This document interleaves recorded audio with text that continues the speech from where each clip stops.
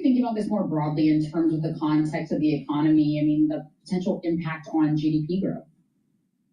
So the two pieces there. We've seen this last 12 months is a very low average in our overall PMI, showing that continued slowdown in growth overall. But the last few months, we've seen good improvements. Tariffs and some of the impacts for the shutdown in the aviation industry certainly looks like they were impacting deliveries this month. But it could be, I mean, the numbers look today like we're seeing an ongoing trend of improvement from our lows in the summer where there was so much uncertainty around tariffs. It looks like a really good sign overall for GDP growth. New services orders 52.9, last month 56.2. Do we take anything away from that? So I didn't take anything too strong other than we're seeing continued expansion, which is a positive sign. When we look at backlog of orders, although it's still in contraction, we have seen some improvement in that number as well. So that's a good sign for stability and overall improvement and continued growth. All right, Steve, thank you so much for joining us. Appreciate it. Steve Miller, chairman of the Institute for Supply Management, zooming in from Aledo, Texas. Why? Aledo, Texas is the home of the TV show Landman. Your favorite show at this point. I tied it in there. See how I did that? All right, let's go to Chuck Tucker right here to get a Bloomberg business flash. John, we got this. All right, Billy Bob. This flash brought to you by IBKR. Will the U.S. economy enter a recession by the end of Q4 2025? At IBKR forecaster, the yes was recently at 6%. Start predicting today at ibkr.com/forecast. Last trading day for this contract, March 26, 2026. Let me start off with Microsoft, among the most actively and also one of the worst performing stocks right now in the S&P 500. Weighing on the broader market as well, the information reported the company lowered expectations for how quickly they can get customers to spend money on newer AI products. So that'll do it. On the retail front, Macy's lowered its profit forecast, disappointing. Delta expects to take a $200 million profit hit from the government shutdown, but they also say demand remains healthy. So Delta shares, they were up almost to 3%. Meantime, like a lot of investors, Lori Heinel at State Street Global focused on next week's Fed meeting. We do think that the Fed should kind of get here in December, and we think that they will. And we actually think that 2026 is going to see a few more cuts. And you have to look at this in the context of a sort of post-COVID recovery and then a slowing growth environment generally. We do think that those additional cuts are going to be necessary to propel the economy forward. Right now, the S&P 500 down 2, the NASDAQ down 58. The Dow's up 105 points. I guess you saw this one coming. Automakers getting into the insurance business. So they had lots of data on how vehicles have driven. The car companies started bringing their own insurance products. Tesla, for example, offering its own insurance in states like California. General Motors actually leverages information taken in through its OnStar service to offer data-driven pricing. I feel like it's kind of exciting. So they have big data. It's all big data. Does Vespa collect any data on you? I don't know. Hopefully I hope not. The way he drives? Sure. Look out for you, Paul. Sure. We check the markets for you all day long. Right here on Bloomberg Radio, I'm John Tucker, and that's your Bloomberg Business Flash North Pole. 50 cc's of raw power on the Jersey Shore. It's actually after the Vespas to bed for the winter. So it's kind of... Hello, my name is Dr. Paul Cottrell. We are doing a live stream on December 3rd on YouTube, on Rumble, and on my website, the-studio-reykjavik.com. Thank you for joining. I greatly appreciate it. Please help support the work that I do by subscribing to the channels, making sure you follow me on the different social media like X and GETTR, Substack, TikTok. There's lots of ways to watch my content. I put these videos out for free. I have thousands of videos for free for everybody. So please help support the work. You can share the links, ask your social media to follow me. Make sure you follow me on all these different channels.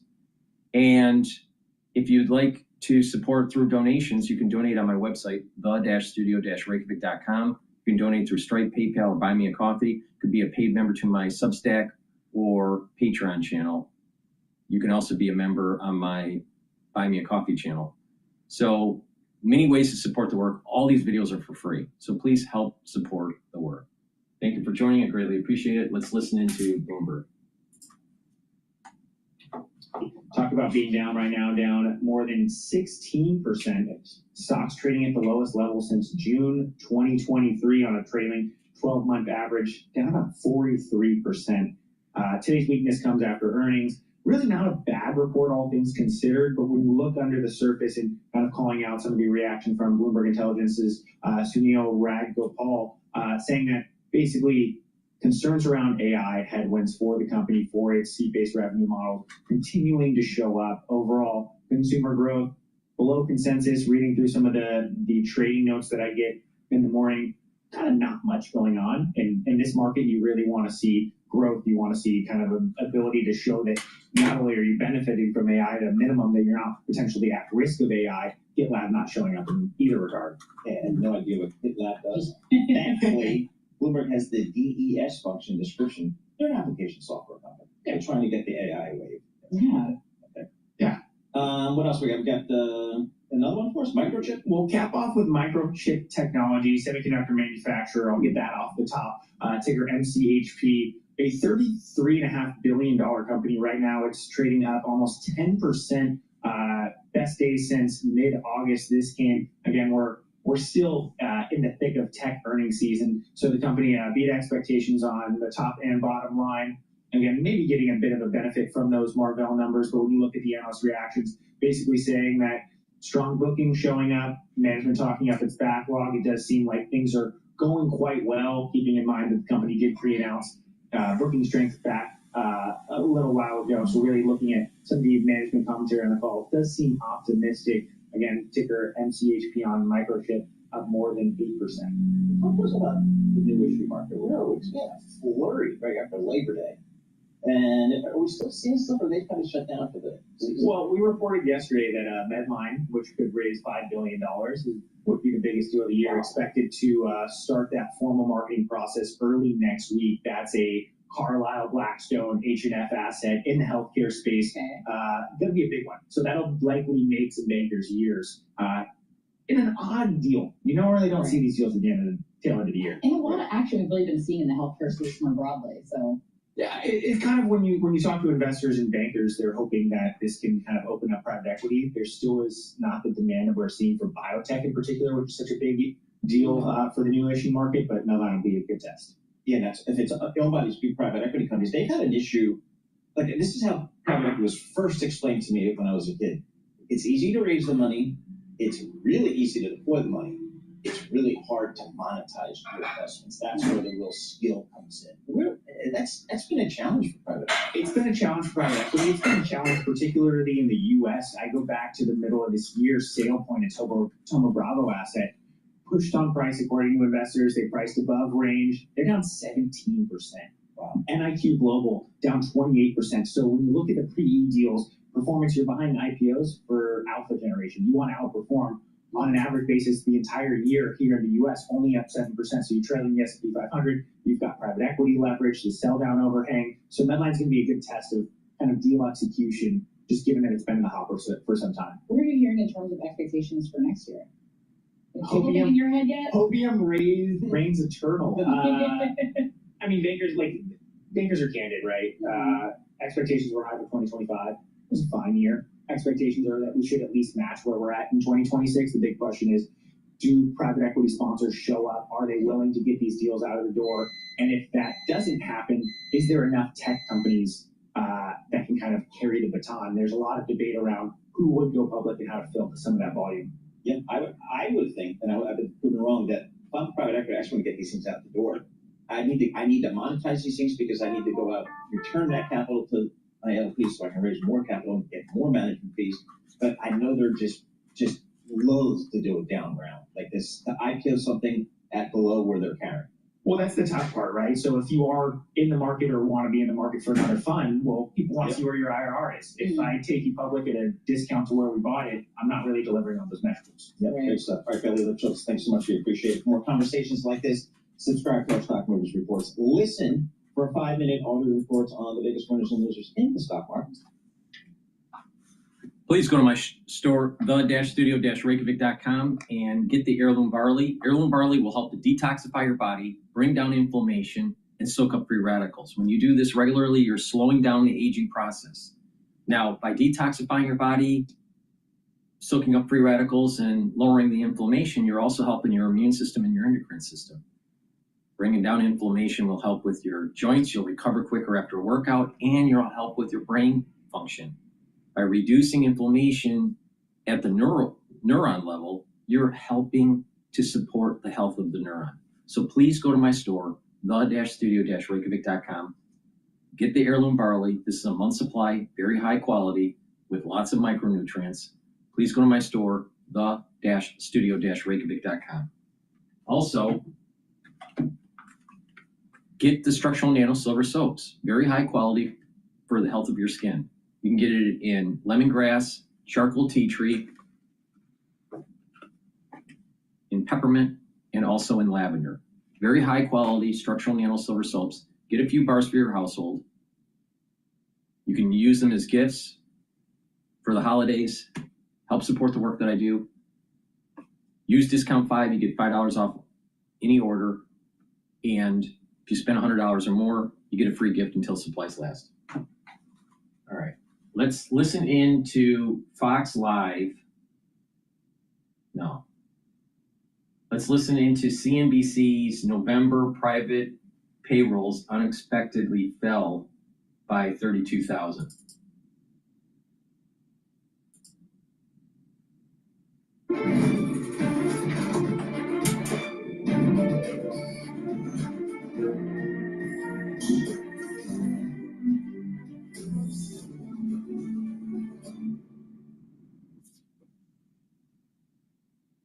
We are approaching 8:15 a.m., and that means the November ADP private payroll figure is going to be upon us. That's less than 30 seconds away. Ahead of that, let's check the markets.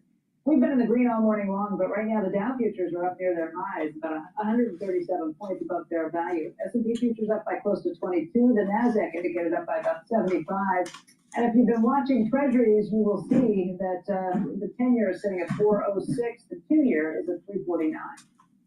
Well, ADP out with November private payroll data. We're going to get from Steve Leisman, but we have the person right here. This is like one of those middlemen in healthcare. Hey, Steve. Hey, Joe. Yeah, a big miss on the ADP payrolls. The private payroll company saying private payroll shed 32,000 workers in November. That's the 4th negative number in the past 6 months for this series. Take a look here. The estimate was for 40,000, so the street was off on this one.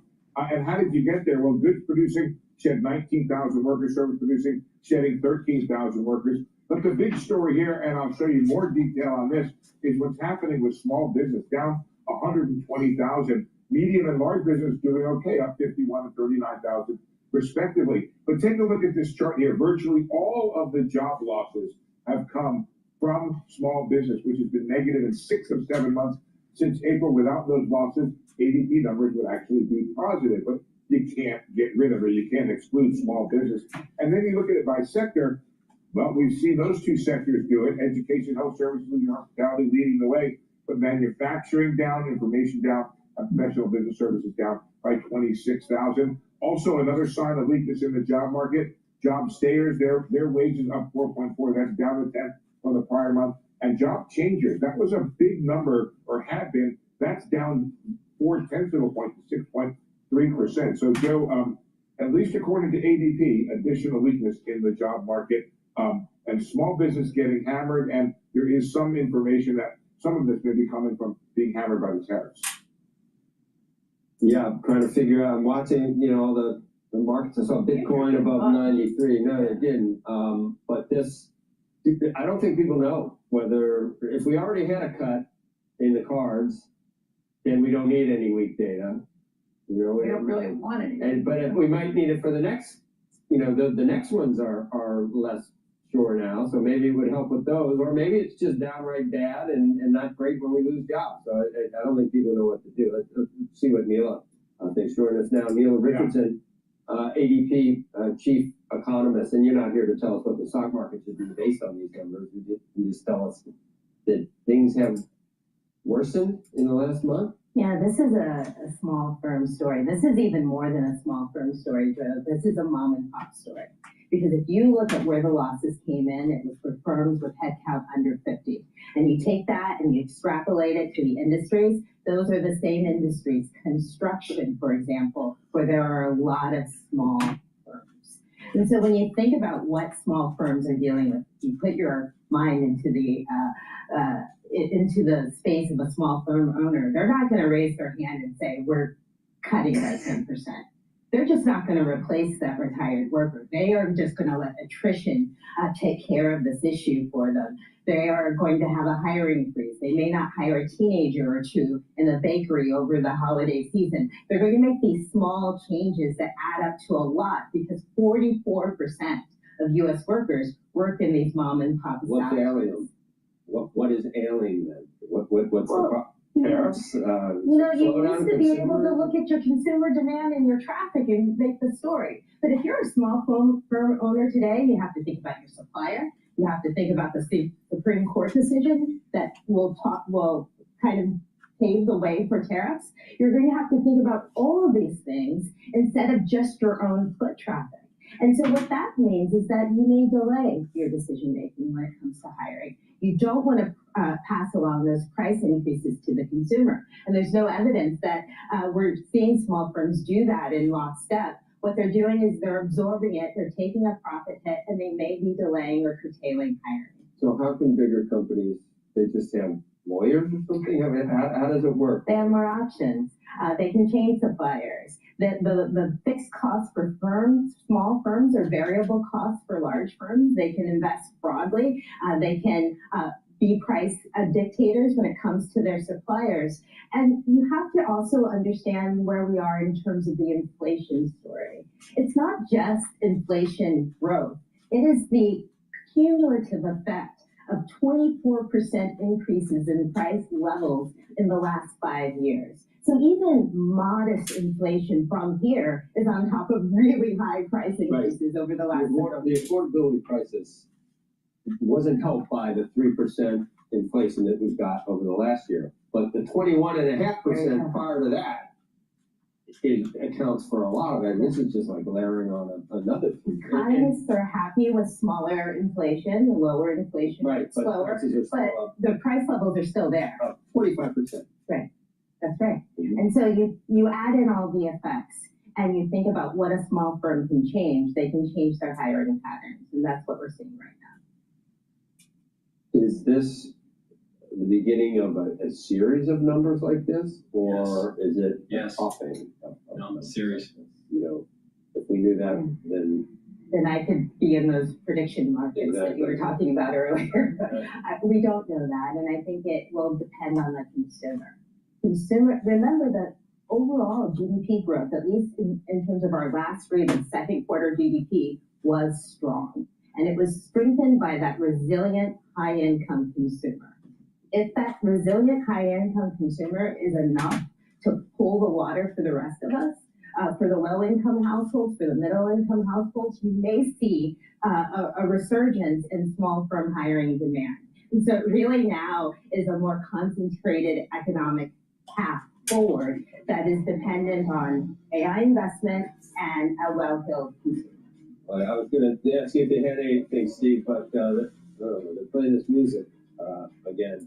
Any just final thoughts? Well, not final thoughts, but any concluding thoughts here? All right, we're going to go to a video about China. But before I do, please go to my store, the-studio-reykjavik.com, and get the Gladiator Barley. Gladiator Barley works very similar to the heirloom barley, but you get an added benefit. This will really help to build muscle. Take this every day. Do resistance training. It'll bring down inflammation, detoxify your body, and soak up free radicals. You'll recover quicker after your workout. This is a month's supply. And again, by detoxifying your body regularly and bringing down inflammation, that's helping your vascular system, your immune system, your endocrine system, even your brain function. So please go to my store and get the heirloom barley. It's very high quality. And take the zeolite. Zeolite will help to detoxify your body. Take 3 small drops underneath your tongue and drink filtered water. What this will do is bind to heavy metals, toxins, and chemicals and allow you to urinate them out within 6 to 8 hours. Take it every day. And by doing that, you're helping your immune system and your endocrine system. Make sure you drink filtered water and stay away from processed foods. There's lots of chemicals in processed foods that are bad for you.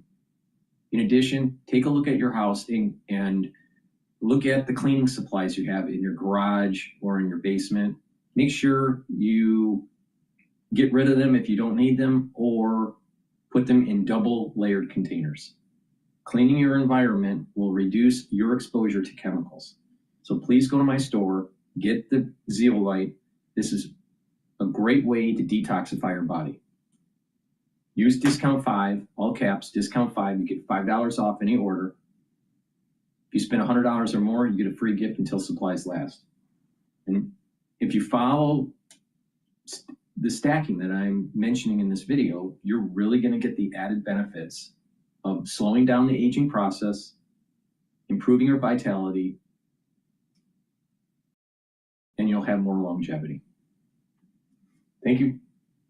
But please go to the store and help support the work.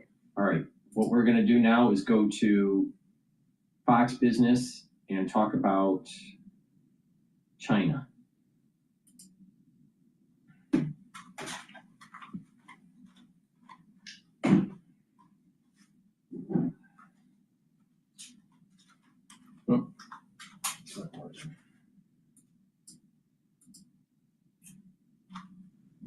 Welcome back. The chairman of the Securities and Exchange Commission, Paul Atkins, joined me yesterday at the New York Stock Exchange after he gave a speech on the burdens of too much disclosure and too much regulation. So I asked him about the disclosures from Chinese companies trading on U.S. exchanges. Watch. Mr. Chairman, are there any other countries that do not follow the same disclosure rules that American companies follow aside from China? Because I know that China and Chinese companies did not follow the same disclosure rules that American companies did. And then there was a rule put in that they have to. I don't know where we are on that. But are there any other countries that have that allowance other than China? Oh, there are a lot. I mean, because every country is different. And even our accounting principles, United States generally accepted accounting principles, US GAAP, is different a bit from the international financial reporting standards that a lot of other countries have used. And then the organic disclosure from the statutes of, say, Germany or Britain or whatever, have different rules around executive compensation, for example, and other things. So historically, the SEC has given allowance for that because we want well-regulated companies from other countries to come and then list in the United States so that Americans can buy under American rules and know that they have enforceability contract and those sorts of protections that I think are, that investors really value in the United States, which has made our markets so successful. So we've allowed that historically, and then earlier this year we came out with a concept release for what we call these foreign private issuers, being non-state issuers, non-sovereign issuers. So where historically, we've recognized that if a company has its primary listing in another country and under another country's rules, that we will allow them to basically use their home country rules here in the United States and not force them to comply with all of our requirements like executive comp and things like that. And let's just say that in more recent years, last decade or so, there have been Chinese companies, for example, operating in China, but they're incorporated, say, in the Caribbean, and their primary listing is here in the United States. So, but they're still viewed as a foreign private issuer and then given dispensation in not having to comply with U.S. rules, even though they are listed here primarily. Our concept release was asking, should that still be the case? How should we approach this, and to get comment from around the world, basically, on this, because obviously we have worldwide investors who are interested in the markets. And I guess that's really what I'm getting at. I'm just trying to understand how it is possible that that now what has become obvious to us, our number one adversary, has so many companies trading in the U.S. and the most liquid, deepest capital markets in the world, obviously the envy of the rest of the world. And yet, I don't know, one week we're sort of friendly with the Chinese Communist Party, the next week, well, now they're holding back rare earths. I mean, is there anything to be done in terms of keeping them honest?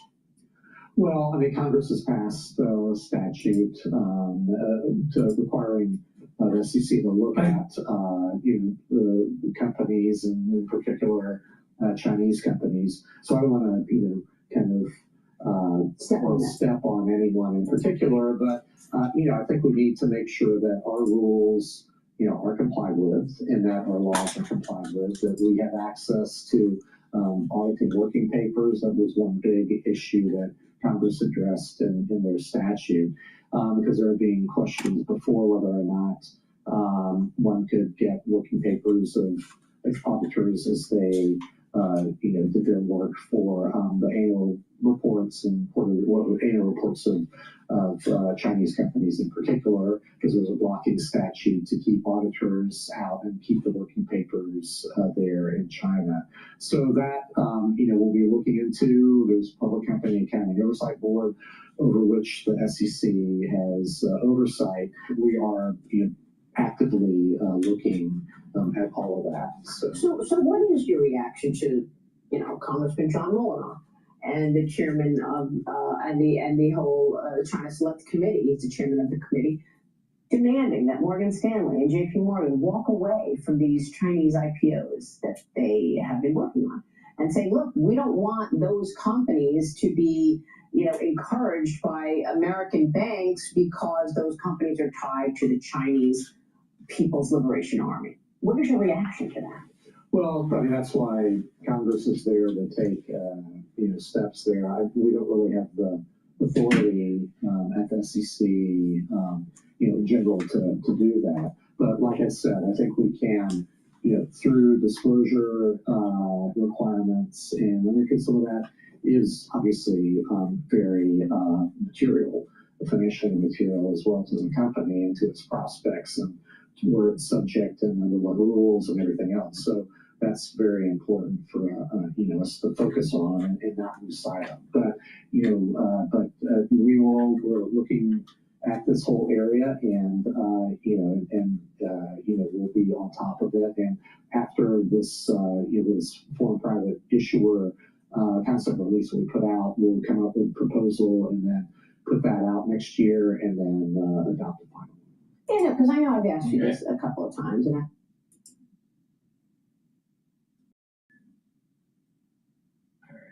What else? All right, this video here is from CNN about Putin's warning to Europe before he has his meeting with Trump's envoys. This is CNN. Top negotiators have not closed a deal with Russia's president to end his so-called special military operation in Ukraine. U.S. Special Envoy Steve Witkoff and Trump's son-in-law Jared Kushner sat with Russian President Vladimir Putin in a meeting that lasted 5 hours. A top Kremlin aide says those talks were, quote, constructive and highly substantive, but there are other points that, quote, do not suit us. Putin appears to be accusing Europe of altering the Trump administration's original 28-point peace plan. That proposal had been criticized for appearing to favor Russia. He also said this. We are not planning to go to war with Europe. I have already spoken about this 100 times. But if Europe suddenly wants to go to war with us and starts, we are ready right now. Well, shortly after the meeting ended, a top Russian official posted a single word on social media, productive, punctuated by a dove and an olive branch emoji. Well, CNN Salma Abdelaziz joins us now live from London. Salma, no deal, perhaps no surprise there, but what comes next and what more are you learning about these talks? Nearly 5 hours. Nearly 5 hours of talks described as substantive by the Russians, but no compromise, no deal. Now, I do want to say that we have no readout from the American side as to how these talks progressed, but From the Russian side, we are hearing positive indications, but of course, no agreement. Now, there's been a lot of concern about how the United States is handling these talks. It seems that President Trump is absolutely desperate for a deal, whereas, of course, Ukraine and its European allies in NATO are saying, hey, slow down. I want you to take a listen to what the NATO Secretary General said just before these talks were about to begin. He was doorstepped in Brussels. Take a listen. How do we make sure that Ukraine stays as strong as possible? The peace talks are ongoing. That's good. But at the same time, we have to make sure that whilst they take place, and we are not sure when they will end, that Ukraine is in the strongest possible position to keep the fight going, to fight back against the Russians, but also in the strongest possible position when peace talks. So what do we know? Well, these talks culminated after a week of intensive diplomacy. What was the original 28 plan that was put forward by President Trump was seen essentially as a wish list for President Putin. The Ukrainian delegation met with an American delegation in Geneva shortly after that proposal and essentially pushed for more concessions from Russia. The United States, in the form of Jared Kushner, of course, the president's son-in-law, and the special envoy, Mr. Witkoff, went to the Kremlin with these changes. Now, we don't have any details on exactly what those changes were, what those demands were from Ukraine, but we know in the past that the sticking points have been Russia calling for Ukraine to denounce its aspirations to join NATO, Ukraine also ceding territory in the Donbass, something that's absolutely a red line, and also agreeing to downsize its military potentially, or downsize its aspirations to grow its military in the future. Now, these are, again, red lines for Ukraine, but for President Putin, who seems to be biding his time, there is no issue here in running down the clock. It was only a couple of hours or a few hours, about a day before his meeting with Mr. Kushner and Mr. Witkoff, that Russia claimed the victory of yet another city, Pokrovsk. Now, Ukraine disputes that victory, but very much President Putin, in military fatigues, declaring that victory, using that as an opportunity to show that Russia is not only winning in his mind on the battlefield, but is in no need, essentially, of a compromise. So the next step, what do we wait for next here? Well, first of all, we need to hear from the American side, of course, how they believe this 5 hours of talks went. You need to understand what are the next steps here. Now, one might ask for a direct meeting between President Putin and President Trump, but the Kremlin has indicated the time is not now for that. Rosemary? Many thanks to Salma Abdelaziz bringing us that live report from London. Appreciate it. Nigel Gould-Davies is a senior fellow for Russia and Eurasia at the International Institute for Strategic Studies. He joins me now from London. Thanks for being with us. Good morning. So President Trump's special envoy and son-in-law failed to reach a compromise after nearly 5 hours of talks with President Putin, who made Witkoff and Kushner wait for more than an hour. Putin apparently not happy with Europe's input on the altered peace plan. What did you make of the long talks ending in no deal, and what is Putin's message here, do you think? Well, firstly, it's possible that more has happened and more has been discussed and so far publicly disclosed. But on the basis of what we now know, it's completely unsurprising to me that these talks have failed and made no substantive progress. There has been a sort of 10 days or so of sound and fury around the 28-point plan, as your reporter was saying, and all of the diplomacy that's followed from that. But the underlying structure of the situation remains entirely unchanged. Russia's fundamental demands and ambitions to subordinate Ukraine remain fundamentally incompatible with Ukraine's continued willingness and ability to resist Russia. And for all of the talks, there's no sign of any movement for compromise on either side.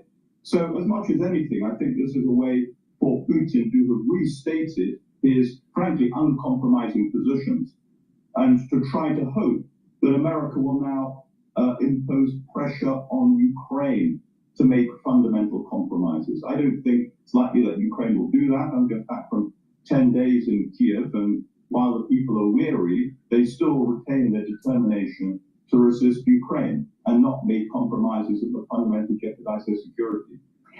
Why do you think U.S. Secretary of State Marco Rubio isn't present here at these talks instead of Witkoff and Kushner? And did their presence indicate this was more about business deals rather than peace deals? That's a very interesting question. And if it's a matter of the politics of the Trump administration, well, one has to sort of try to conduct some sort of White House criminology, so to speak, of the different views and degrees of influence that different factions wield. I think, and partly it's because there's an understanding that Secretary of State Rubio has, let's say, a more orthodox and traditional understanding of the extent to which Russia presents threats to Europe and to American security. And Mr. Witkoff and Mr. Kushner are inherently more willing to see things from Russia's point of view, in contrast to America's long-standing commitments. To your question about the distinction between business deals and peace plans, I mean, it's worth considering whether that really is a distinction, or whether, in some sense, all of them are bound up together. Because I think the more that we've seen of America's peace plan emerge, and the more that reporters have sort of dug and discovered about what might be going on here, there is a really increasingly alarming sense that one of the drivers of President Trump's policy towards Russia is indeed a determination and aspiration to reach business deals that may benefit not only America as a whole, but particular companies and individuals that enjoy some access or relationship with this White House. So, and this is something I'm not sure you've ever seen in American foreign policy before. It's geopolitics defined in terms of private corporate interests. So it's a very unsettling and new development. And of course, as you point out, we'll wait to see what the next step is here. Nigel Ball-Davies, thank you so much for joining us. All right, we're going to go to Jacket Gate by Patel. This is on Fox News. But before we do that, please go to my store, the-studio-reykjavik.com, and get the great products that I offer. Follow my advice and stack them accordingly. These are products that I take every day to slow down the aging process. I'm in my 50s. I am extremely healthy. Follow my lead on this and apply a holistic approach to your life, and you will slow down the aging process. Get the cleanse. Cleanse is 30 parts per million or max 35, which is 35 parts per million. Take either one. Take a teaspoon a day every day. Swish it in your mouth. Gargle about 20 or 30 seconds, and then swallow. Swallow it. What this will do is improve your oral cavity, your oral pharynx, help with your mucosal barrier, and help with the health of your epithelial lining. This is extremely important to take during the fall and the winter season, during the allergy season, but also to do it year-round. If you're not feeling well or someone around you is not feeling well, it's important that you take a double dose of this. So, like, let's say take a teaspoon or two in that situation. Once everything's all clear, then you go back to your maintenance dose of a teaspoon. I've been doing this protocol for over 5 years, every day. So please go to my store, get the Max 35 or the Cleanse. What you'll also notice is that if you stack this with C60, you do this, take the teaspoon a day, swish in your mouth, gargle, swallow it, and then take the C60, you'll notice that actually your breathing is better. All right, you'll be able to have a better breathing, better respiration, flow of respiration. So please go to my store, get the Max 35 or the Cleanse, and that will boost up your immune system. Super important.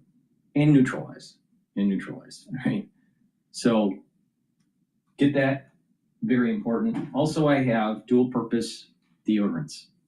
These deodorants are for males and females. You can get in citrus or in peppermint, lavender, and tea tree. use them every day as a deodorant, but it'll help to detoxify your body. It's dual purpose. It's made from essential oils from the Himalayas. No aluminum, no baking soda, all natural ingredients, very high quality deodorants that help to detoxify your body. Now, when you're detoxifying your body, your endocrine system and your immune system will perform better. And I was talking about C60. You can get C60 in avocado oil, MCT coconut oil, or extra virgin olive oil. It has to be in an oil. C60 has to be in an oil for proper absorption. Take a teaspoon a day, every day, preferably on an empty stomach for best absorption. And what this will do is soak up free radicals. It's 1,000 times stronger than vitamin C, 1 molecule of C60. Take it every day, and what this will do is soak up those free radicals, and in your cells and in your tissues, less stress and less inflammation. And what will happen is that the health of the mitochondria will be better. So your cells will produce more ATP. When the cells have more ATP, they will perform better because they have more energy. At the vascular level, C60 will soak up free radicals and reduce plaque formation, so your cardiovascular health will improve. At the neuron level, C60 will soak up the free radicals, boost up the health of the mitochondria. Your neurons need lots of mitochondria, and it's producing the energy, the ATP, and producing the neurotransmitters, so you have better neuroplasticity. So your dendritic connections will improve, so your thinking will improve. You'll have better memory. But you need to do this over longer durations. Now, at the skin level, you have basal layer, and that basal layer helps to produce new skin.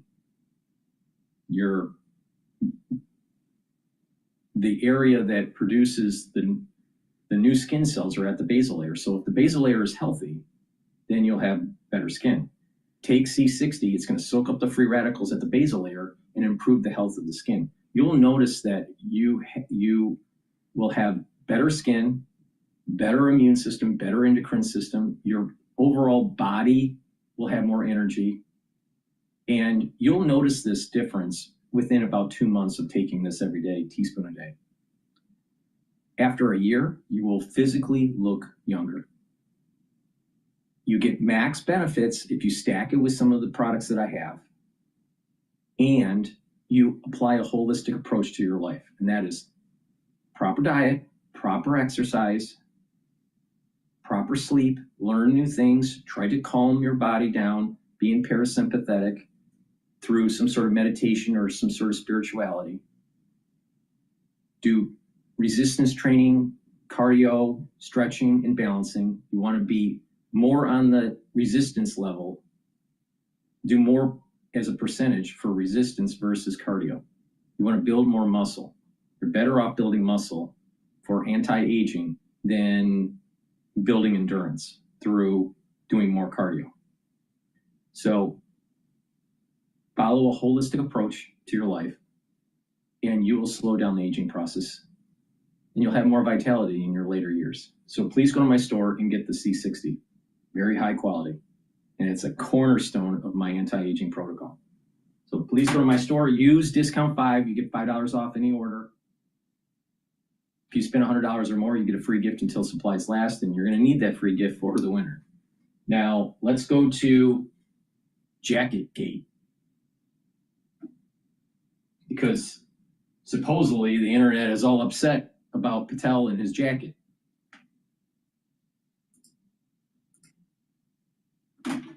FBI Director Kash Patel. Mr. Director, thank you very much for joining us tonight.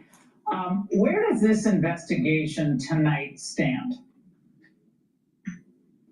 Well, first and foremost, our prayers to the family of the fallen soldier, and our prayers to the family of hopefully this individual who continues to recover. This is a sprawling international terrorism investigation that the FBI is leading out on, and we are making sure to work with our interagency partners and have already issued dozens of pieces of legal processes, dozens of devices, already hit 2 houses and interviewed many individuals associated with the subject. And that investigation is going to continue on to anyone and everyone this person ever spoke to. We're not going to leave any stone unturned. We're going to collect the evidence. We're going to hand it off to our partners at DOJ and make sure he's prosecuted to the full extent of the law. And anyone else that was responsible for this vicious, heinous attack will be held to the same account. Now, today, the DHS Secretary Noem suggested that the suspect was radicalized here in the United States. What more can you tell us? Because that's what our viewers want to learn a lot about. Yes, and we'll speak to that publicly in our documents in court. That is a very much ongoing piece of our investigation, where and how he was radicalized, and we're working with our partners at DHS and everywhere else to make sure we speak in court with crystal clarity and unity, and we'll be doing so soon. And the vetting process, Mr. Director, we raised red flags about this back in 2021 on the angle, but that OIG report from 2022 says there were serious issues with the ability to vet Afghan refugees after that botched pullout from Afghanistan. And one bill has already been introduced in Congress would mandate that all refugees be re-vetted. Do you think that is a good idea? Your reaction tonight to that? You hit it on the head. The problem with this case shows the emblematic failure of the Biden administration to vet anyone who came here from Afghanistan after the disastrous withdrawal. Zero. It's not like people were even partially vetted. They refused to do so. So it now falls to us in this administration to make sure we vet every single person that came in here legally or illegally or otherwise, and make sure there is no derogatory or criminal information or terrorist ties. And we are going to do that mission. And Mr. Director, another big issue that is concerning Americans and involves the refugee community, but in Minnesota, is the Treasury Department's investigation of that massive fraud there in the Somali community. So how is the FBI working that, and what can you tell us tonight, given the plethora of reporting and the defensive posture of both the mayor and the governor of Minnesota, Tim Walz? What I can tell you is the FBI let out on an investigation, and we publicized it months ago. We've gotten 78 people that have been arrested pursuant to our investigation along with the interagency, and that investigation is very much ongoing. We are not finished. It was one of the largest fraud scams ever committed in the state of Minnesota history, and we are going to continue to interview and subpoena anyone involved with this case. It is very much ongoing and live. There are a lot of foreign interests that seem to be causing trouble in the United States. And I know the FBI today announced that that Chinese national pled guilty to smuggling dangerous pathogens into Michigan. And a student at the University of Michigan, that individual has been deported, the Chinese national. My question is, it seems like kind of a slap on the wrist, deporting her back to China. A lot of people on social media wondering, why didn't she do jail time, or did you seek jail time here for her? Given the danger, potential danger, sir, to our food supply if this pathogen got out? Look, I can only speak to the...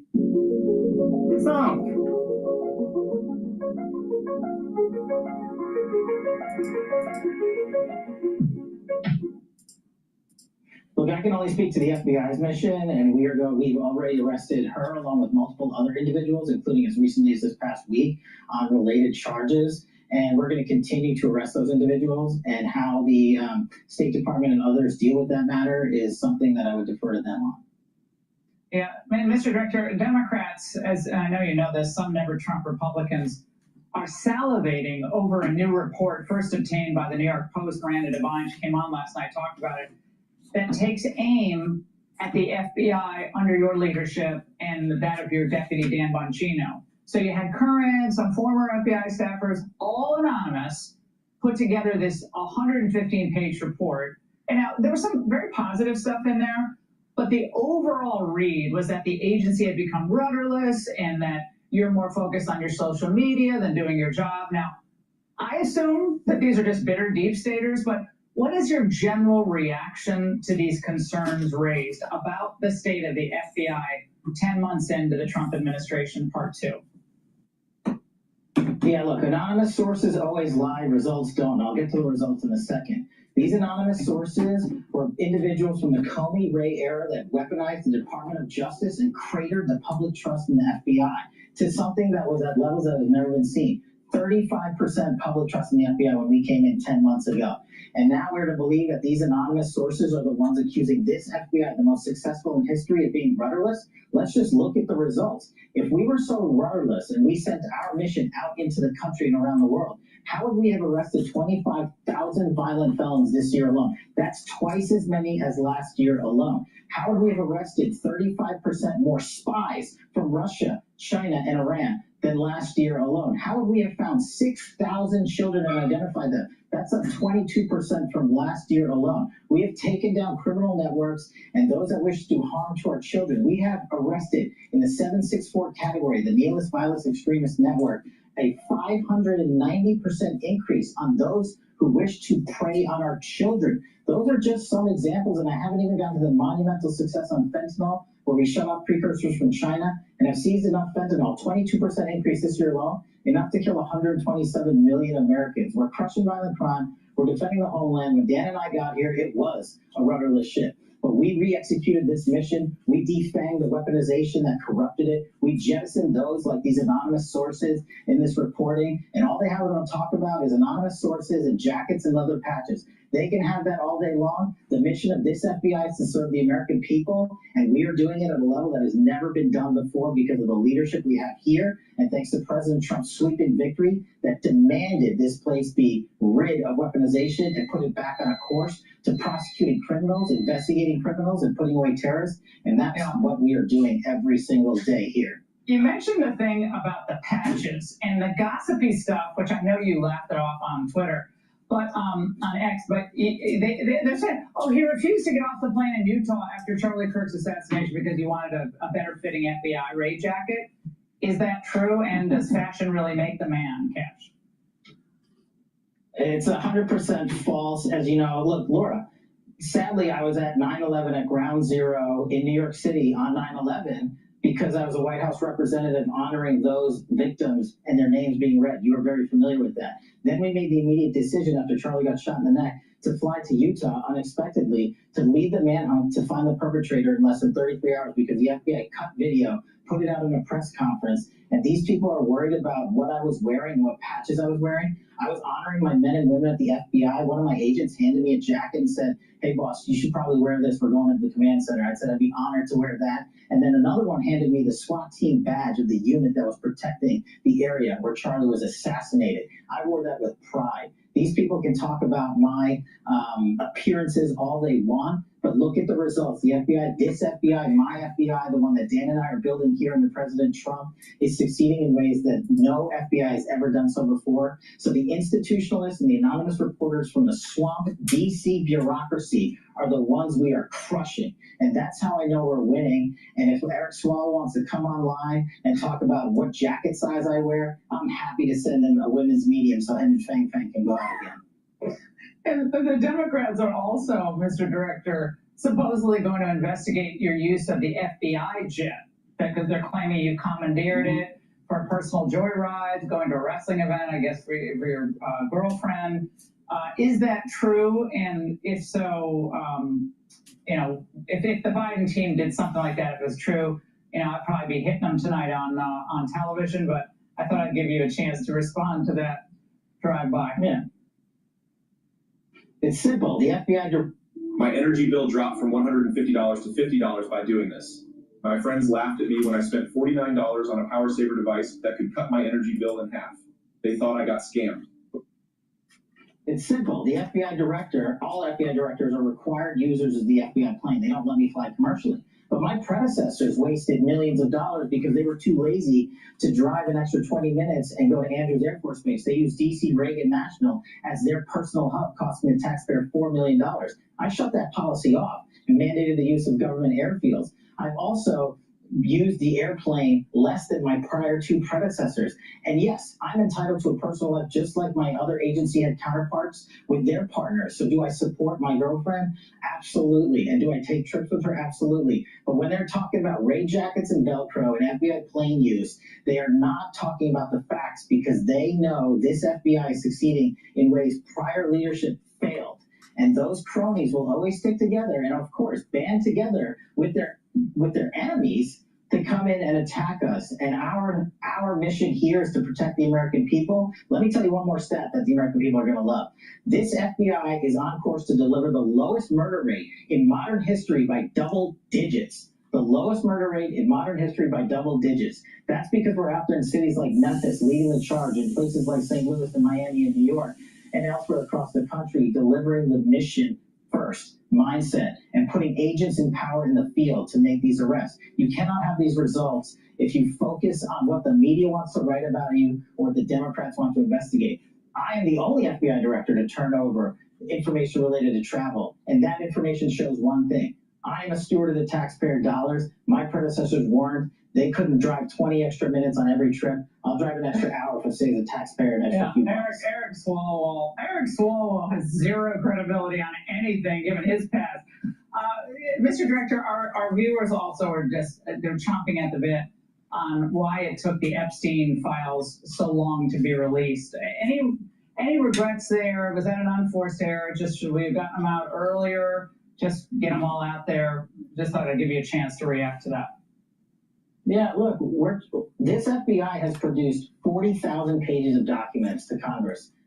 To put that in comparison, Ray put out 13,000 in 7 years, and Comey put out 3,000. We're committed to transparency. We're putting out as much as we can that is lawful and that is not prohibited by court orders. And those are the things the DOJ is fighting still with judges in court to make sure we can reveal everything without breaking the law. And that's what we're committed to doing. We're doing it as fast as we can, and we're going to keep doing it, not just on this, but you know about Arctic Frost because of this FBI's discovery of the illegal surveillance of senators and staffers. You know about Russiagate because of mine and Devin's work from back in day. And we're going to continue those investigations, and you bet we have ongoing criminal investigations on both those fronts. Because the guy who launched Russiagate, me, as a senior staffer back in House Intel, is now the director of the FBI, and I'm not going to end this mission without destroying and leveling the full weaponization that occurred before I got here. Finally, I know you got to go, but are you hopeful about the future of the FBI, given that institutional resistance and given the fact that there are obviously still deep state actors working against you? Are you hopeful? Sure. I'm more than hopeful. What I don't listen to is the swamp, and you know that better than anybody. What I do listen to is when I travel across the country and the communities of men and women around the country are coming up to us, not just the FBI employees, but the community saying, we have never felt safer. We appreciate the work you're doing, especially safeguarding our children and our youth and our national security and putting violent offenders in prison where they belong. I listen to the voices of Americans across the country. So does this administration. What I do not listen to and never will listen to is the witchcraft that goes on in Washington, D.C., because that's all they have left. And they're going to sell their pamphlets and try to raise money off of it. But my mission and this mission of the FBI has never been stronger, and we are going to execute it every single day. Hope is not a strategy. The mission of this FBI that we've laid out is. Mr. Director, great to have you on. Don't be a stranger. Thank you so much. Thanks, Laura. Appreciate it. Hey, Sean Hannity here. Hey, click here to subscribe to. All right, we're going to go to National Review about a critique of Senator Kelly, because Senator Kelly doesn't like anything from Trump. I think Senator Kelly is actually setting up for a presidential run. But before we do, please go to my store, the-studio-reykjavik.com, and get the Complete Multivitamin. The Complete Multivitamin is easy to digest, and it has the multivitamins that you need for proper enzymatic activity, because these multivitamins are cofactors for those enzymes. And when you have enzymes that are working properly in your cell, your cells work better. So this is a foundational piece for my anti-aging protocol. Another part of the foundation of the anti-aging protocol is the probiotic. You can get it in veggie cap or in a powdered form. This one is the powdered form. I use the powdered form regularly because I take all these different powders like the Gladiator Barley, the collagen, the lignans, the Boomer Boost. So get the probiotic, either the veggie cap or the powdered version. Both are very high quality. And by taking the probiotic daily, I take it in the morning. So, but take it regularly, and that will help to reduce inflammation at the gut level, improve your gut biome. You'll be able to absorb your nutrients better. You'll sleep better. You'll get rid of brain fog. You will be able to consolidate memory because you're sleeping better. Your immune system will improve at the gut level. Your metabolism will improve. Even your skin will improve. Good health starts at the gut. Good health starts at the gut. So please, go to my store, the-studio-reykjavik.com, and get the probiotic. Now, some other great supplements that I have that you can stack with you can take them separately or stack them with the multivitamin and the probiotic. Clarity Factor. Clarity Factor is a very high quality neurostack. Gets rid of that brain fog, allows you to concentrate on tasks. You take it every day, drink it with filtered water. And over time, what's going to happen is you're going to improve your neuroplasticity. You're going to be thinking faster and your memory is going to be better. But you will feel the effects of this immediately, with the first day or two. So take it every day and it will allow you to concentrate and it'll get rid of that brain fog. Make sure that you filter your water, and you get even more benefits when you take an anti-aging protocol like I'm just suggesting right here, because a holistic approach will help to detoxify your body and improve your overall health, right? And what's that holistic approach? Proper diet, proper exercise, proper sleep, learning new things, spirituality or mindfulness, proper supplementation. It's very simple. Get the Clarity Factor. This is a very high quality neurostack. And Goodnight Formula. Goodnight Formula has tryptophan, melatonin, GABA, and passion flower to allow you to get into the 3 to 5 cycles of REM sleep and deep sleep that you need to consolidate memory, detoxify your central nervous system, and to be well rested. And when you do this regularly, your cortisol levels will start to go down. You'll have better memory. You'll have more energy. So please go to my store and get the Goodnight Formula. Proper sleep regularly will slow down the aging process. Also, if you are sleep deprived regularly, you are increasing your chances of early onset of dementia, and you're going to be aging faster. So it's really important to have proper sleep. So go to my store, get the Goodnight Formula, get the Clarity Factor, which is a great neurostack, the probiotics to help with your gut biome, and the complete multivitamin. Please go to my store, use discount 5. I want you to save some money. Use discount 5. And if you spend $100 or more, you get a free gift until supplies last.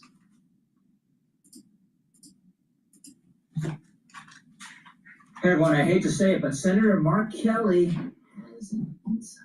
When I heard the secretary say that they're going to pause immigration from third world countries, I mean, I take that as a message that they don't want brown people coming to the United States. And I find that disturbing. Hey everyone, I'm Rich Leonard of National Review, and that's Mark Kelly going to the race card in record time, occasioned of course by this horrific DC National Guard attack carried out by an Afghan national. President Trump responds by saying he's going to permanently pause third world immigration, and Mark Kelly says that's racist. Now, of course, when you have a terroristic crime carried out by an immigrant, it makes sense to want to kick the tires of your immigration system and figure out what went wrong. Now, there'll be the debate about what constitutes a third world country. I think the natural place for the administration to start here is the 19 countries of concern that had already set out for so-called travel ban.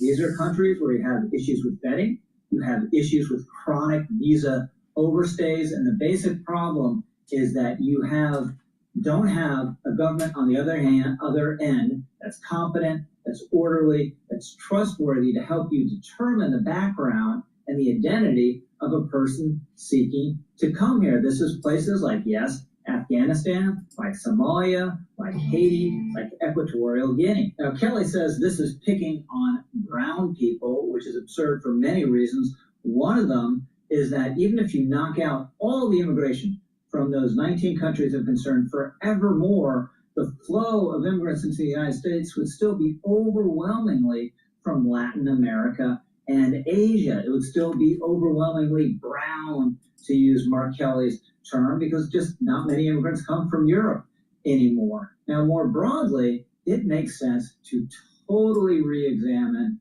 and reconsider how we do immigration. And not just that, even if immigration is less from Europe, Europe isn't a third world. Countries in Europe aren't third world. It used to be third world, after World War II, but they've rebuilt. Some of them were third world after the fall of the Berlin Wall, but they rebuilt. So none of the countries in Europe are third world. But the bottom line is this. The bottom line is this. We have a lot of immigrants coming into the United States that hate America. They don't want to assimilate. Well, the whole point of immigration is to assimilate.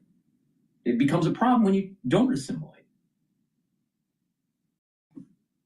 And the thing is that, a lot of these countries that these immigrants are coming from, they're shitholes.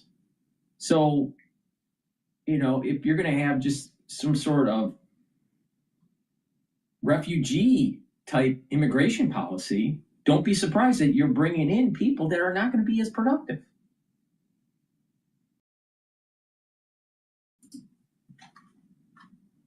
Be some humanitarian element to our immigration policy. As a matter of national honor, we wanted our Afghan allies out of that country safely when the Taliban took over. This is how the DC Guard shooter got in to this country in the first place. And there are truly desperate people around the world. We wanted to help some of them.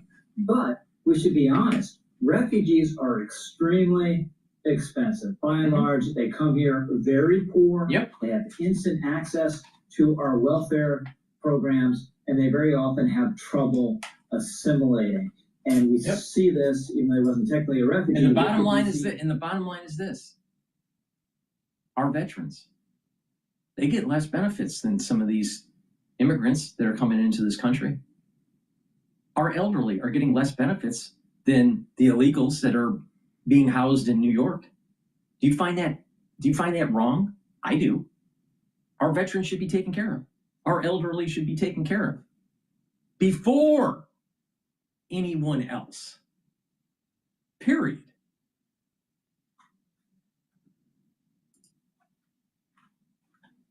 Shooter. He goes from Kandahar to Bellingham, Washington, near the Canadian border. That is a huge culture shock, even in the best of circumstances. But on top of that, he had mental health issues. He would isolate himself. He wasn't interested in taking his English courses, and it ends up in this catastrophe. By and large, the best arrangement for most refugees is to resettle someplace close to their home country, where they know the language, hopefully, where the culture is relatively familiar. And this is a crucial thing, because refugee status is not supposed to be a permanent condition, where it would be relatively easy for them to go home when circumstances allow. For our purposes, our immigration system should serve the national interest of the United States, not necessarily the interest of the immigrants. We need to put our interests first, a crucial distinction, and we need to put much more emphasis in our immigration system on high-skilled immigration through our tolerance so long for illegal immigration, through chain migration and the legal immigration system, where we bring in all the relatives of a legal immigrant into this country. We have put a huge emphasis on low-skilled immigration in a way that makes no sense. It's hard enough for a high school dropout born and raised in the United States to make it here now. It's that much harder for a high school dropout from, say, Guatemala, where the quality of the schools is much lower and that immigrant likely does not know English. This is not the early 20th century. I think it's a debate if I think it's debatable if the public school system in the United States is better than Guatemala's public school system. I think in many regards it's the same.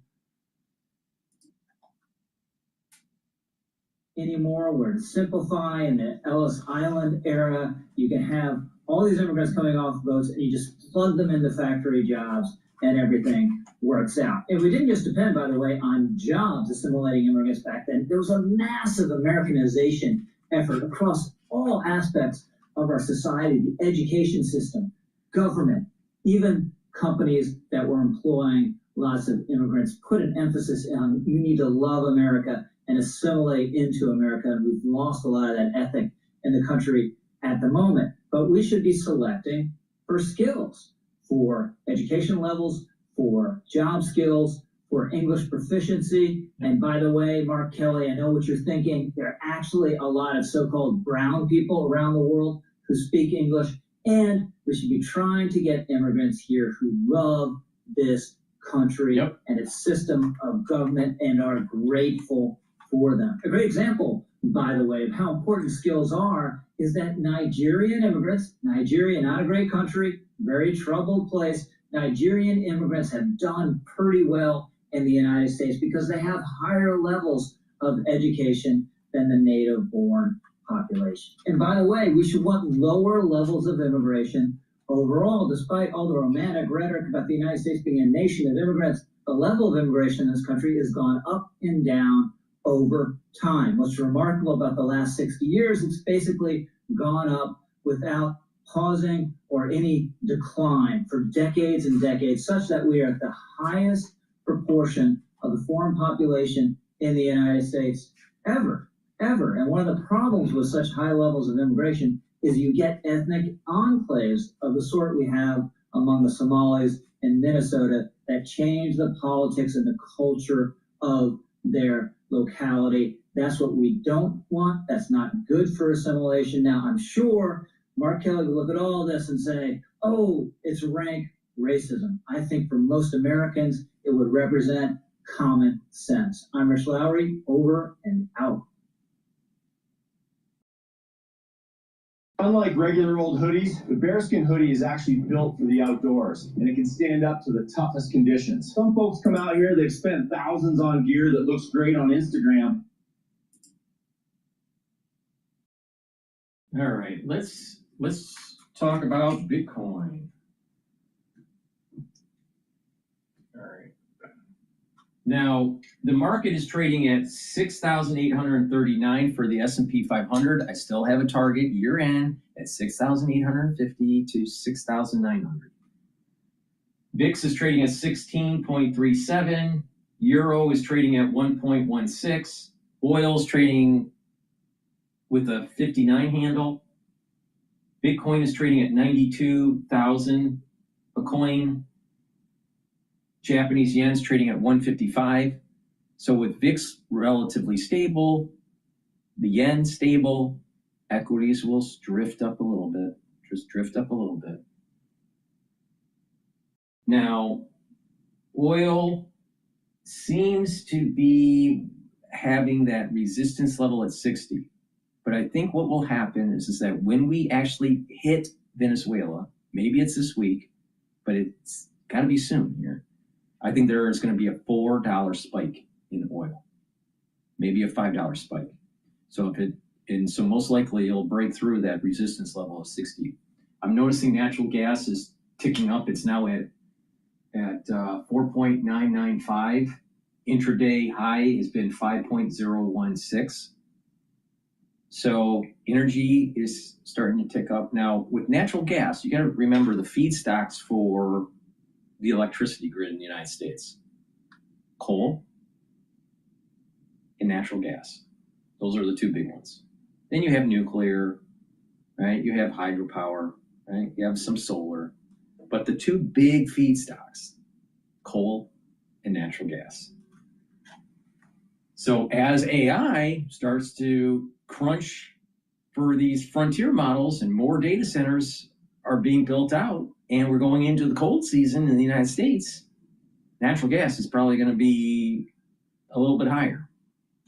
All right, so let's take a look at any good comments about Bitcoin. You know, everyone, you know, there's lots of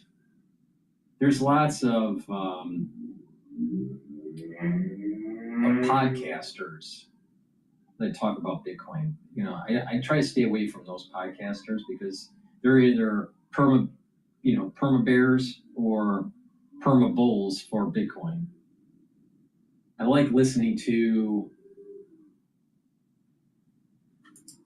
the news networks, but they've been a little bit quiet on Bitcoin lately because Bitcoin dropped below 90 and it went into the 80 range. It hit to 81 and it started to go back up, and then it came back down. Now it's trading at 92,000. So around 95, 90, 93, 90, yeah, around 93 is a barrier right now. 93,000. All right, while I'm looking for a decent news clip on Bitcoin, because there's a lot of garbage out there, let's play China's free fall begins. Oh, before we do that, please go to my store, the-studio-reykjavik.com. Get the vitamin C and magnesium. This will help with your skin, boost up your immune system, and help with brain function. Magnesium and zinc boosts up that immune system and helps with brain function. You can take them together. And with magnesium, you're also increasing the efficacy of vitamin D3. You should be taking this every day to boost up that immune system and brain function, but especially for the winter season, because you need to boost up your immune system. And oh, by the way, there's something floating around in China right now. You want to be prepared. And the structural nano silver drops. Very high quality. You can get them in blueberry, in cherry, and also in honey and lemon. Get a few bags for your household. Be prepared at home, at work.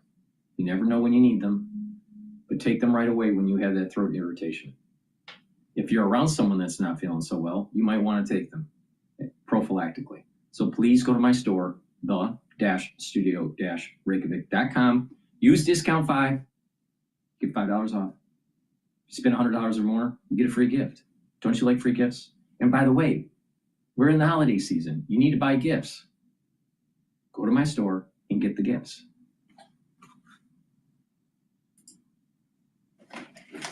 So today, I want to show you why China's economy is headed into deep waters in the final quarter of 2025, and why 2026 is shaping up to be very problematic. Now, before we begin, I want to say one thing. Every number you see is the official data.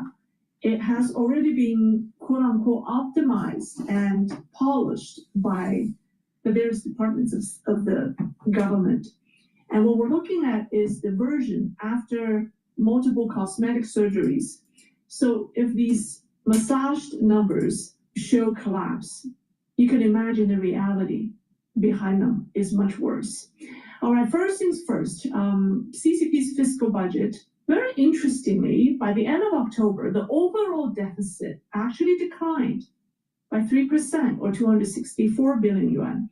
So October year-to-date deficit stood at 8.57 trillion, smaller than the 8.84 trillion deficit at the end of September. So a month-to-month decline in the fiscal deficit is, shall we say, interesting. Did the CCP suddenly find a way to balance its budget?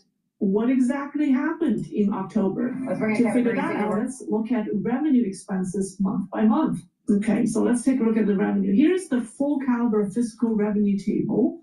Before May, just take a look at the last column. Before May, the numbers were terrible, right? 4 out of the first 5 months showed negative year-on-year growth. Please note that January and February were lumped together as we didn't have a January data.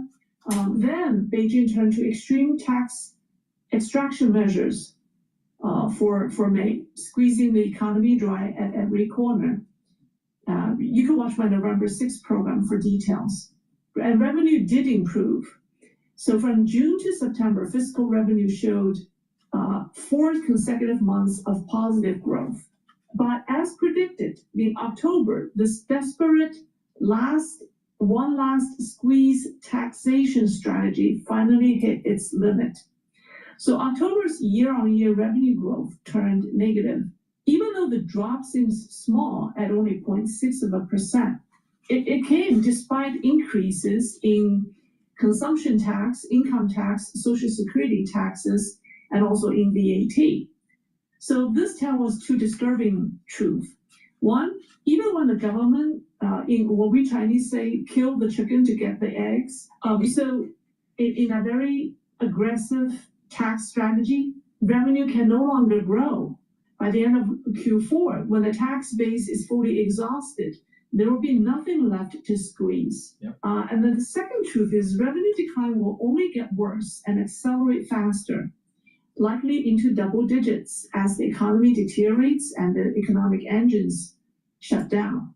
There will be no more taxes the CCP can squeeze. And when there's more internal stress because of the financial situation, President Xi may be losing support from the CCP party, the Communist Party. Well, he may, to try to consolidate power, make his move on Taiwan. See, that's the reason why it's so important to pay attention to the economics that are happening in China from a geopolitical perspective. Now, of course, if the economy is worse off in China, energy prices will be more suppressed because there's less need for energy. But I'm more worried about the war in the Pacific. And there is a military doctrine that when you're a rising power, but you are starting to have a problem economically, you may need to make your move because you may lose the opportunity, or the internal dynamics are such domestically that you need to consolidate power. And the best way to do that is to have a war. So this data is increasing the chances of a war in Taiwan. The fiscal system will have no choice but to depend purely on money printing by the central bank.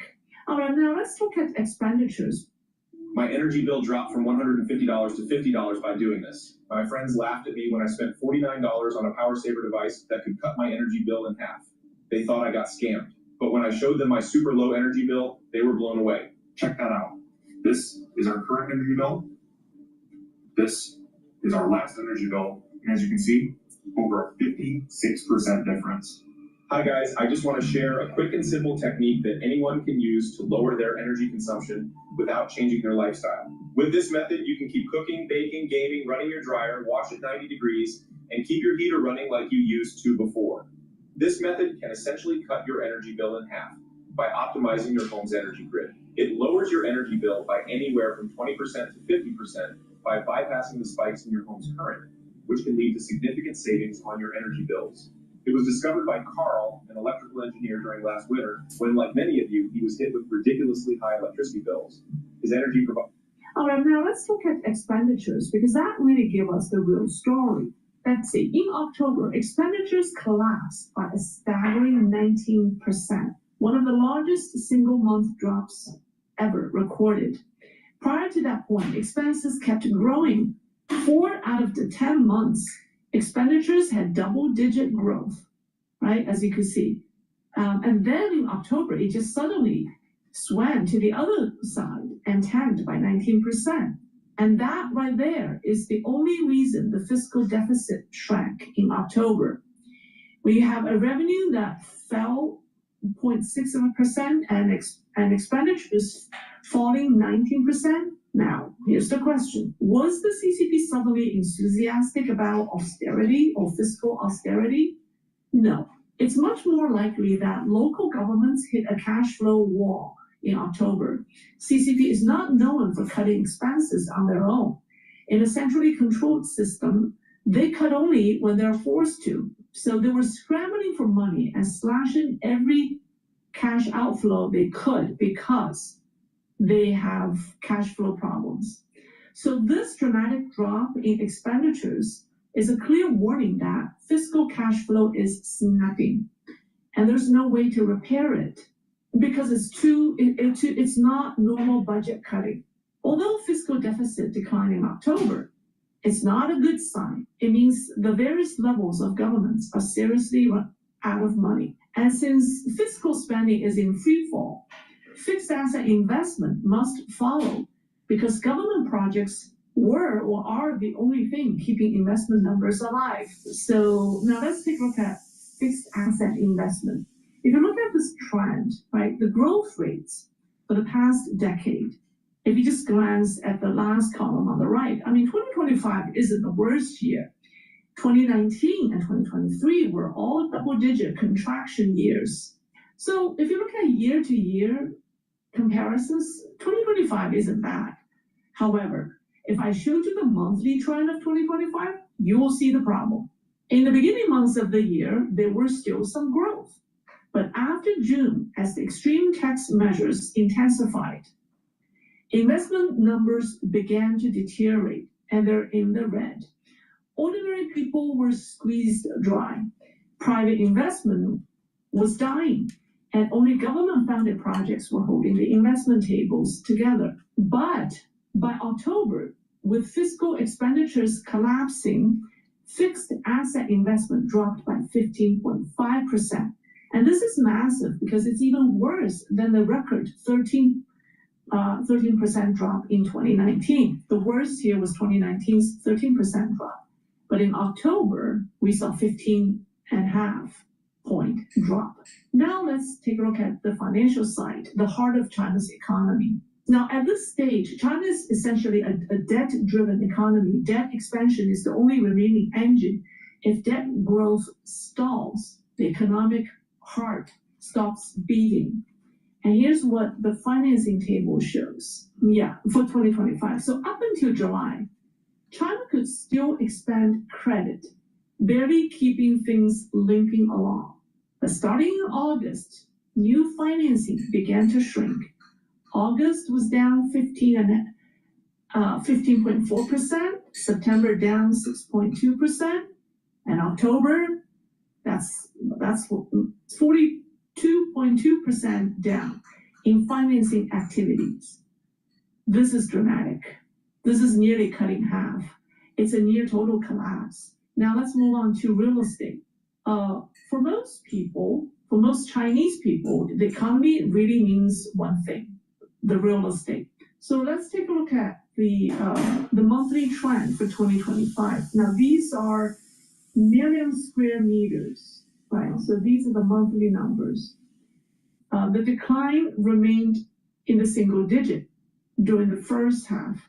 And then the single digit decline were still enough to make some Chinese to believe that sales have bottomed out. Prices can't fall any further, and a rebound is coming. But then by October, sales plunged to almost 20% in square meters. So in terms of value, it's even more. It plunged more than 25%. Now, developers are already near cash flow collapse because December and January are heavy cash out months. They are when project payments are due, when old debts must be rolled over, and when new loans require paying off old debts first. So under collapsing sales, remaining developers are almost certain to suffer collective cash flow breakdowns. Let's move on to exports. All years, officials and state media have bragged about how resilient China's exports were. The fact that the exports were holding up despite the US-China trade tensions. If you look at the monthly trend, exports enjoyed an uptick throughout the year until, like I said, October, when it turned red. Right? It was a turning point in October when China's customs data, its calibrated export growth was down in the red territory. It was a negative 1%. In September, it was still 8+%. So from October onward, China's export sector will shrink rapidly. This is because exporters are not making money. So from January to October, export volume is up 18%. Export value was almost 8%, but price index fell 9%. So what does that mean? mean profit margins are near zero. And worse, November, there were several major developments in November. For example, Tesla has announced that China-made parts used in the North American market will drop to zero by 2027. GM announced that it's ending global procurement of China-made components by 2027. Apple, we know that 80% of AirPods, Apple Watch, and MacBook productions are moving to India and Vietnam. Starbucks, Burger King, Häagen-Dazs, and Decathlon, these brands are selling their China businesses. In addition to that, Central Asia's 5 countries signed long-term mineral and energy deals with the United States, bypassing China. So global supply chains are not diversifying, they are decoupling. So when you line up every indicator we just went through today, the conclusion writes itself. October wasn't just another data point, it was the breaking point. The fiscal tank is empty, investment is collapsing, financing has frozen, the property market is cracking wide open. Exports are losing their last lifeline. And the only thing holding the system together is a central bank printing money. So that's what the early stage of an economic freefall looks like. I think China is heading into the most difficult period since the reform era began. Nostalgia hits me hard enough. I agree with her, but she didn't get to the point that President Xi is going to have domestic problems, which he will need to find a way to consolidate power. And to consolidate power, you do a war. So the war in Taiwan, that probability has increased. All right, we're going to go to the Schwab network and listen in on NVIDIA and Bitcoin. This was earlier today. This was published earlier today. Let's bring in Kevin Green, senior markets correspondent, right away to help set up the action today. All right, KG, we're here at the middle of the week this week, and it looks like maybe there's some tentative or cautious optimism. How would you characterize the sentiment in the market? Yeah, I would agree. I mean, if you're looking at the VIX complex here, we're sitting at around a 16 VIX, so an implied move of about 1%. But if you're looking at the at-the-money straddle for the E-mini S&P futures, you're only pricing in around a 30-point move either to the upside or downside. So the market is definitely showing some complacency. And yesterday was a little bit of a tough and choppy trade, to say the least here. Obviously, the S&P 500 was able to hold up. But if you look at the Russell, it pretty much failed the last hour of the day. So you start seeing this rotation trade taking place again. But instead of actually rotating and broadening out, you're starting to see it concentrate just a little bit more with technology stocks as well as semiconductors leading the way yesterday when you're looking at some of the industries that actually have a meaningful impact on the S&P 500. Now, today we will have some economic data. The ADP report will come out around 14 minutes from now. That could actually move the markets, especially move the yield markets overall here. But we do have the seasonality in our favor. We do have the Fed meeting coming up. But right now, the volatility markets are pricing in a fairly low shot that we will see some volatility. Now, at the end of the day, once volatility is a little bit low, it can also re-rate aggressively higher as well. We have to be mindful of that. But what I'm looking at this morning, what's really kind of pushing us higher, is NVIDIA. NVIDIA is trading at $184 right now. It closed at around $181.50 or so. So we are seeing that push up a tad bit, and that AI trade is still getting a little bit of traction here, especially when you're looking at the fuel cell companies and also the utility companies like an Oklo. Reclaiming some levels that some technicians said to watch out for it reclaiming those levels and continue to push higher from there. You mentioned the tech trade, and there recently been commentary. You noticed this as well, the decoupling between crypto and tech in particular. But crypto is moving higher and regaining some ground. We're looking at Bitcoin higher right now. What's your take when you look across crypto markets? Yeah, I mean, obviously you are seeing some individuals buying the dip. Out yesterday, or actually the day before, on Monday, we actually did see, cryptocurrencies kind of come back, retest some key areas of support. If you're looking at the Bitcoin futures, that's sitting around 85,000, and then individuals started buying in for right now here. And we are in oversold territories in a lot of metrics. So are we seeing some technical buying taking place? That could be the case here. You are seeing also positive inflows into the IBIT ETF as well. That actually did occur yesterday. So that also is providing a little bit of confidence that maybe a near-term bottom is in place. And this is going to be a risk-on / liquidity indicator. We are seeing some buyers stepping in. Hopefully that's going to fuel maybe some speculative buying when it comes to the S&P 500. But you still would like to see that decoupling taking place. You actually did see Strategy get some price target upgrades today as well. That's also a little bit unique, probably giving some confidence for the crypto bull. So once again, overall, I think the market is really just trying to search for that new narrative. And right now, we just don't have that. We have the economic data upcoming here over the next couple of days that could actually reshape the market's narrative for the better, especially if the data comes in favor of the Fed. I personally think that the crypto market is too manipulated. There's going to be a major test. They're going to retest the 100K. If that fails, this Bitcoin is going to 70, 71. So this is going to creep up to about 100 and retest. I don't think the institutional investors are there. I don't think that the retail investors are there. You have the whales, but you also have this really convoluted strategy, trading strategy by strategy, MicroStrategy, that he's trying to corner the market. He's trying to, he's trying to be the central bank of crypto, of Bitcoin. Those types of strategies, they don't work well. They usually break down because of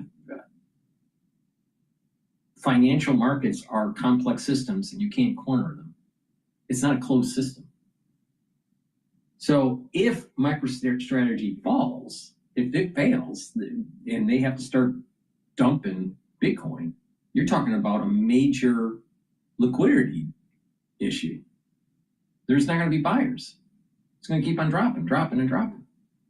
So this 100,000 level is a strong psychological barrier. Now, yes, if you listen to some of the talking heads of Bitcoin, they said that by year end it was going to be at 150. First it was 137, then it was going to be at 150. There were even some talk that it was going to be at 275. At year end, it may be at 80. So, but I think there's going to be another test of 100. It'll probably break, go to 110, and then come back down. All right? There is I don't think there is a confidence level.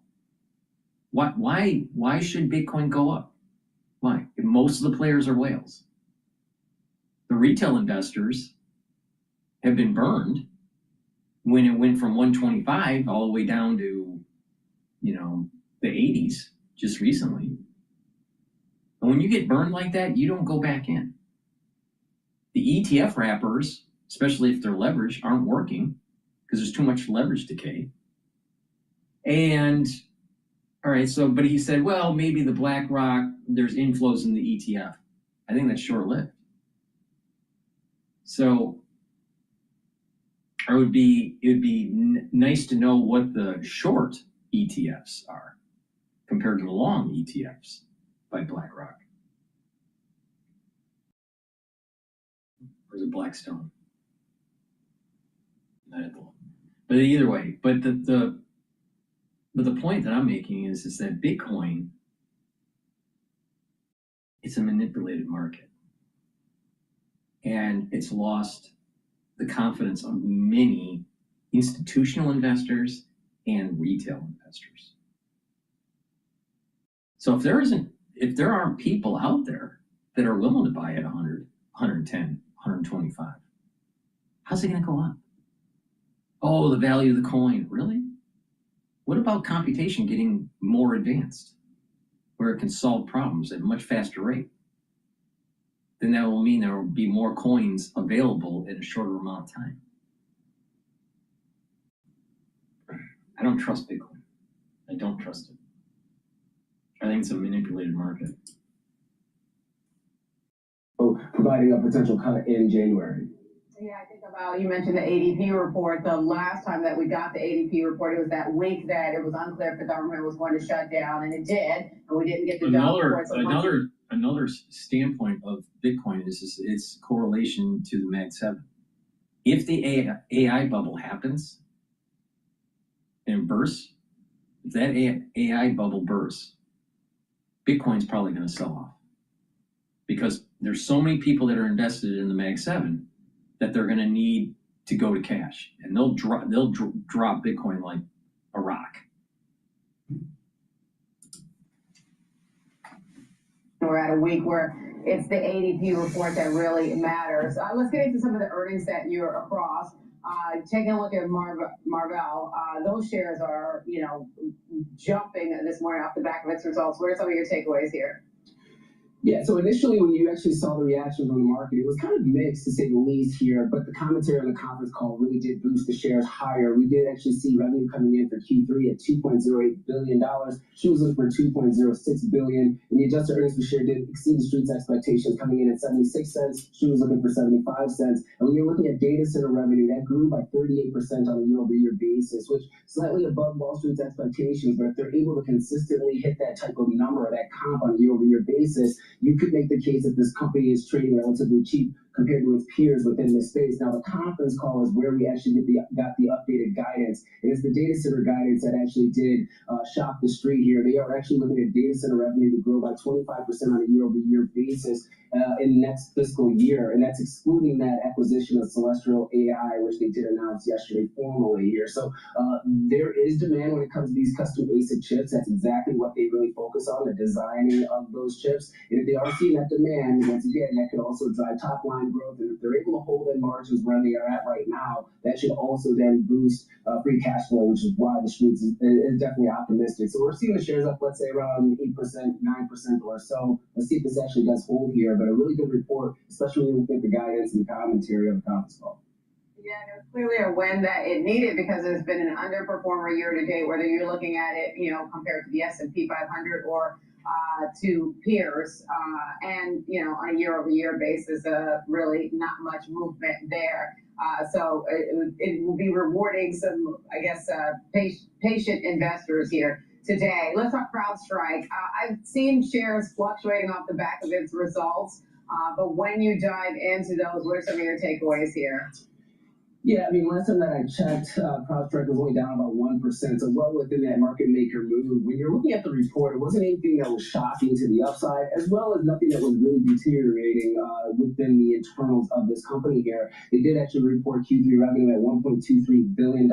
It's a 22% increase on a year-over-year basis, slightly above the street's expectations, and the adjusted earnings per share came in at 96 cents. Street was looking for 94 cents here. They did raise their guidance up, and it was above the street's expectations, but once again, not a massive re-rating higher when it comes to their guidance. So maybe hitting that whisper number for the street here. Net new ARR, their outlook for the second half of fiscal year 2026, they are looking at around 50% growth on a year-over-year basis. But once we start seeing the normalization of that ARR, they're looking at around 20% growth, because once again, the year-over-year comps are going to be a little bit difficult given the fact that we did have that outage around this time last year. So overall, it was a good report. Nothing too shocking here. A 1% drawdown to the downside, not that big of a deal if you're a long-term shareholder. But once again, well within that market maker move that was expected here.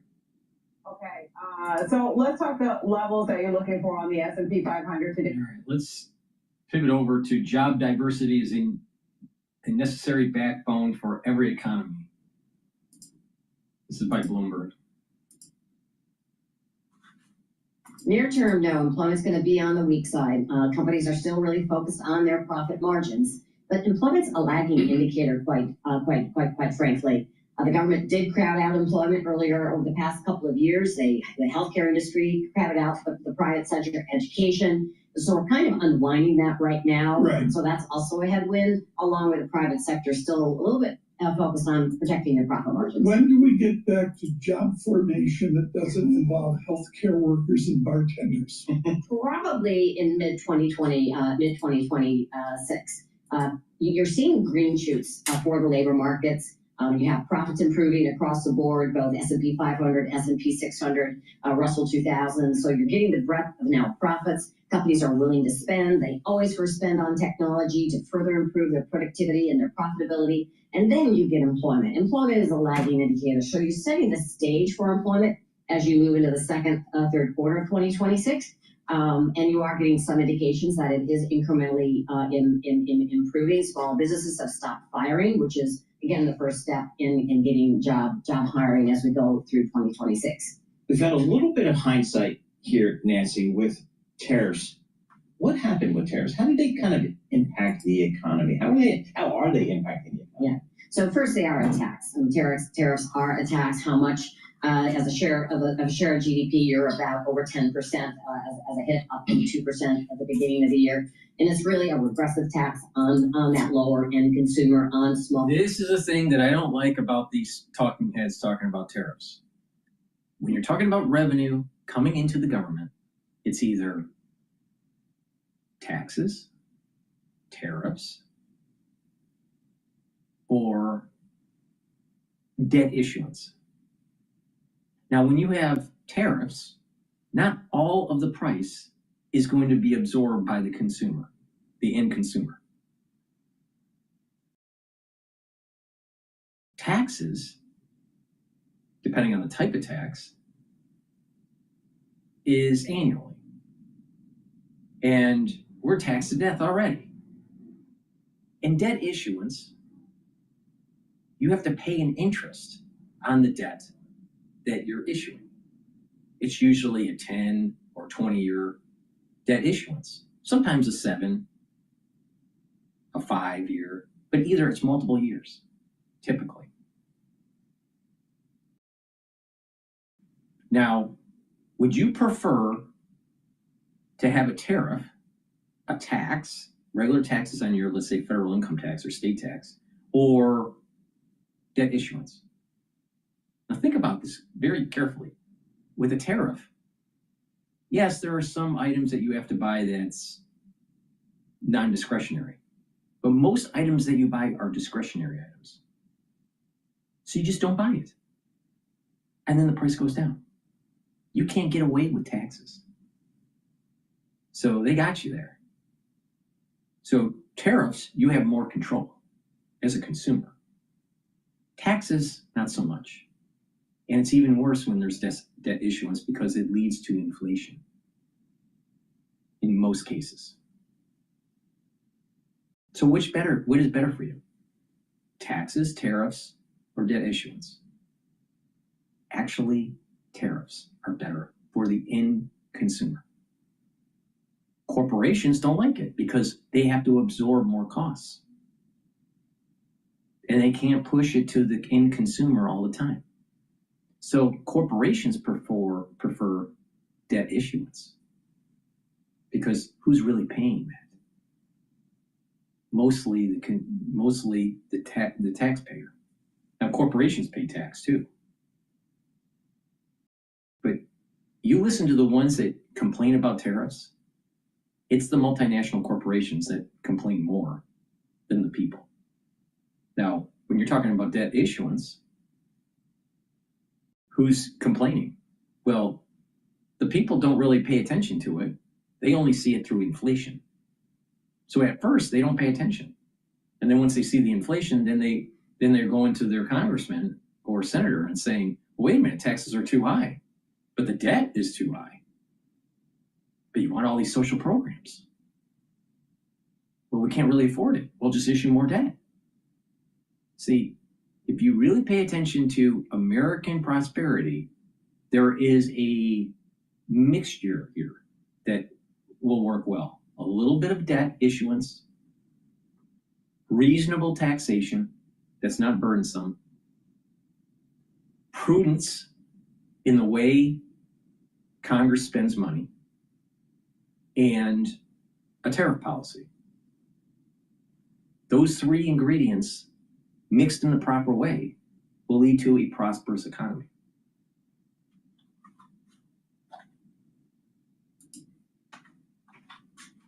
Or on smaller businesses, There have been some offsets where some durable good prices have gone up, other service prices have gone down, some food prices have gone down, but net, they have kept inflation. They have kept inflation sticky this year. Going forward here, I mean, I'm looking at some of the early retail sales we got from Black Friday, Cyber Monday, whatever it's called, and so on. Seems like the consumer is still okay out there. How do you view the consumer? So a consumer out of a slump, consumer spending always turns up. I went back and looked at all cycles since 1960. Consumer spending always turns up before jobs turn up. Okay. Why? They're highly cyclical. Interest rates are down. Banks are willing to make loans. They're refinancing their credit card debt. They're using HELOC, going from something over 20% to something less than 10%. So it's not jobs that actually drive consumer spending. It's the Fed. And then as you go into 2026, we're going to get a big booster shot to disposable income from these tax refunds. Nancy Lazar with us, folks across the nation. We welcome all of you finishing out the year. Are we drowning in outlooks? Sam Rowe has like 47 outlooks to read just today. He's in charge of reading outlooks. We listen to Sam Rowe, R.O., look for him on Substack as well. But with Nancy Lazar, we have someone steeped in the linkage here of a nation's history into our economy. I look at Ken Burns' Magisterial American Revolution. There's a little bit of grievance there, which they highlight, versus just simply, Philadelphia against the king. There's a little more complicated than that. The Elvin Trust Barometer this year, the high level of grievance towards government, business, and the rich. And it's this daily grievance and agony within the news media. You fought that for decades. Yeah. Is it morning in America and we just don't know it? Oh, I think that's been unfolding for 15 years. We've called it the U.S. manufacturing renaissance. Started back in 2010. Middle America is our favorite emerging market. You're seeing it certainly within unemployment rates around individual states that are more business friendly. So, and current policies certainly are going to reinforce bringing back blue-collar jobs to the United States. And so we're quite excited. At first, the private sector started back in 2010. The corporate tax cut in 17 reinforced it. And now full capex depreciation is another major booster shot for the kind of reindustrialization of the United States, which is a necessary backbone for every economy. I worry about Germany, Europe in general, by allowing China to come in and dump cars. You need a diverse source of jobs because we have a diverse labor force, and we need consumers need to have a choice of what kind of job. Not everyone wants to go to college. Nothing wrong with blue-collar jobs. Nothing wrong with Nothing wrong with blue-collar jobs, Paul. Mrs. Keenan says we're hanging wallpaper. Have you priced out wallpaper hangers? Oh yeah, absolutely. So, I mean, there's physicians at Mount Sinai that are making that. So, I mean, give us a sense of kind of the labor market here, because it seems solid. The unemployment rate, the headline number that we all look at, seems fine. Seems kind of full employment-ish. Is it as strong as it looks? Well, under the hood, you have had some significant layoff announcements here in the fourth quarter, and so there is a chance that the unemployment rate does grind higher as we go into the first part of 2026, maybe around 5%. Some of the leading indicators point to about 5%, but that's historically, as you just said, still not high. Mm-hmm. And the labor market is a lagging indicator, and as we go through 26, I think it is incrementally going to start to heal. The holiday season means a house full of people all up in your internet, but with 100%. All right, let's listen into Yahoo Finance talking about Code Red that Sam Altman from OpenAI has sent over AI competition. But before we do that, please go to my store, the-studio-reykjavik.com. Get the olive leaf extract. This is a dual purpose supplement that will help with your cardiovascular health and help to boost up your immune system. Super important. It brings down inflammation and helps you to control your lipid profile. Take it every day. And vitamin D3, you should be taking this every day, but especially in the winter. Vitamin D3 acts as a cofactor for gene expression, so your cells perform properly. It helps to get the cell to go into apoptosis if it's infected. That's why it's so important to take during the winter season. And vitamin D3 helps to absorb calcium. Do resistance training and you get denser bone. So please go to my store and get this very high quality vitamin D3 and get the collagen. Collagen is dual purpose. It's going to help with your skin, your nails, your hair, your musculature, your bone density, your joints, and your cartilage. Also take vitamin C with magnesium with this. It'll cross-link and improve your dermal layer. Drink about 32 to 64 ounces of filtered water a day. Take the collagen and the vitamin C from my store to improve that dermal layer of your skin. Please go to my store, get this very high quality collagen. The typical amino acid profile of this collagen is shown on the screen here. This is a month supply. You should do this every day and get healthy. So a great stack is to take the collagen, the D3, and the olive leaf extract. Use discount 5, you get $5 off any order. If you spend $100 or more, you get a free gift until supplies last. All right, let's find out about Code Red. Gemini 3 AI model last month has driven user growth. It has also prompted OpenAI CEO Sam Altman to reportedly declare a quote code red to improve the quality of its chatbot, ChatGPT. Our next guest says that has also touched off a civil war within AI, further carving a divide between those supporting the Google complex and the OpenAI complex. Joining me now, Michael O'Rourke, Jones Trading and Chief Market Strategist. Mike, great to see you again. Thanks for sticking with us. So, we have talked before about your belief that indeed AI is trading in a bubble here. And we've gotten more headlines like this where there is more competition within the AI space. It seems like bulls have sort of been betting on everything to win, right? That it's a big enough pie that everybody will get a slice. Is that the way that people should be thinking about it? I don't think that's the way people should be thinking about it. But we've developed this pattern in the past 15 years or so, is that when a leader comes about in the technology space, it seems to be a winner-take-all proposition. And so investors are willing to pay extremely high multiples, especially in the early stages, because you're expecting the company to own the space in the long term, and you're going to make it up as time passes. But I think what the events of the past few weeks have shown, where Google came out of nowhere, out of left field with Gemini 3, all of a sudden it leapfrogged OpenAI to have the best performing LLM, and then in parallel to that, they have their own TPUs that's where they trained Gemini 3 on, and that's performed really well. And of course, they're a lot cheaper than NVIDIA's GPUs. And while all these companies, right now, there's of course room for all these companies in the space that's growing, but it does make you think, well, obviously success breeds competition. And what you're going to see is I would say it's almost a blood sport between the largest, most capitalized organizations in the world finally competing with one another. And that's where the risk is, because they're going to be trying to outspend each other and outdo one another in order to win this space. And traditionally, they've generally had weaker competition, not the largest organizations in the world. So what we have seen in the markets as of late, with the NASDAQ pulling back, right? It hasn't been a huge pullback from the highs. It's something like 3%. Does that bring a little more rationality into this? Or do you think that there is still a long way down potentially to go? I think it brings a little more rationality in the sense of what we've seen is rotation into Google and Broadcom, as there's been some profit taking in NVIDIA and the likes of Oracle, who's partnered with OpenAI.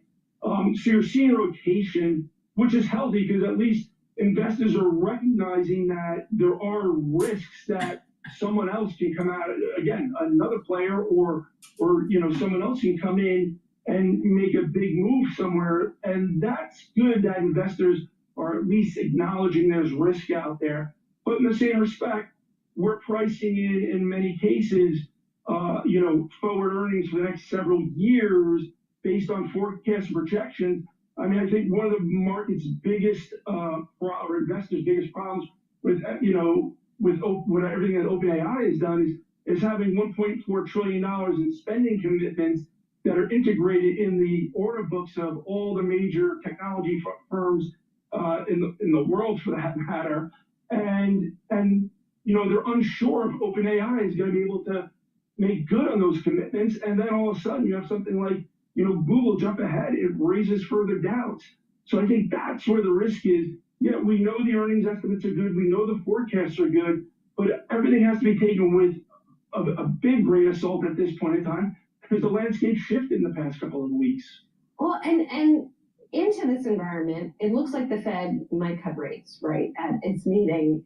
And in past situations where we have a somewhat speculative environment, even if the rate cut is expected, like, is there a risk of putting fuel on the fire here? I think there's a little bit of a risk. Honestly, the Fed has kind of made itself an irrelevant institution at this point in time. We have a massive balance sheet, which we finally have into some type of ample reserves balance, but it's still double the level it was, prior to the pandemic. So when things like economic data and events in the economy don't really matter to the Fed anymore, because again, we've had 2 insurance rate cuts. Now we're thinking of doing a 3rd insurance rate cut. The current unemployment rate is still lower than 74, 75% of monthly readings over the past 60, 70 years. It's just that the Fed's made itself irrelevant, and that is why changing the Fed probably will be a good thing, next year. So it adds a little fuel to the fire, but I think that's a secondary factor here. Fair enough, Mike. Good to see you. Thanks so much. We await the story today that OpenAI CEO Sam Altman is issuing some form of code red warning to his teams, basically wants to pick up the pace on development. What bothers me here, Tom, is that this company underpins the AI trade. It's linked up with AMD, it's linked up with NVIDIA, and if OpenAI is going to fall behind here, what does that mean to the broader AI ecosystem and the various trades that investors have fallen in love with? Brian, you hit the nail on the head, and this is what matters to investors in this story, right? The Google Gemini AI model is a huge deal because it threatens to make OpenAI and ChatGPT substantially less relevant. And here's why that matters for all of us. ChatGPT, OpenAI, has committed to spending over $1 trillion in the coming years to fund data center build out. If all of a sudden their revenue prospects dim because Google, which already has a presence everywhere, is going to become the dominant AI model player, then the outlook for ChatGPT just got a lot worse. That means they're not going to have the money to fund all of these commitments they've made, commitments which stocks have already rallied on. So if OpenAI, this is absolutely code red. This is code red for OpenAI. It's also code red for the AI enthusiasm trade. We need to see ChatGPT step up. Otherwise, it's not just OpenAI in the private market that risks dropping a lot. It's the whole AI ecosystem, and that would be a problem for the S&P 500. Tom, if this is in fact code red for the broader AI ecosystem, I'm going to assume that a lot of people have already missed a pretty substantial move in Google. I'm going to swipe it off to the side for a second. Is this the moment where you go back to a name like Meta that is not reliant on OpenAI, that is spending billions of dollars on CapEx? The Street didn't like that a couple weeks ago when it reported earnings, but here's a company growing its core Instagram business, Facebook, and going to be a major player in AI, and doesn't necessarily need an OpenAI. Yes, I think so. And that's what I think, again, this is such a big deal with Google stepping out with Gemini, is that you look at these well-capitalized mega cap tech companies, they don't need to worry about finding funding to pay for all the things they've committed to. They can do that from cash flow and from a very, very favorable debt market. So I do like Meta as a tangential from a Google. And as over to you, what concerns me here amongst everything that I was just mentioning is a company like AMD. They came out a couple months ago, signed a big deal with OpenAI. The stock shot up. Immediately you thought AMD is going to be raking billions of dollars from OpenAI. They're also going to have an investor in the form of OpenAI. I believe it's a potential 10% stake over time. That bothers me. If OpenAI can't deliver right now, if you're an AMD shareholder, you gotta be quaking in your boots.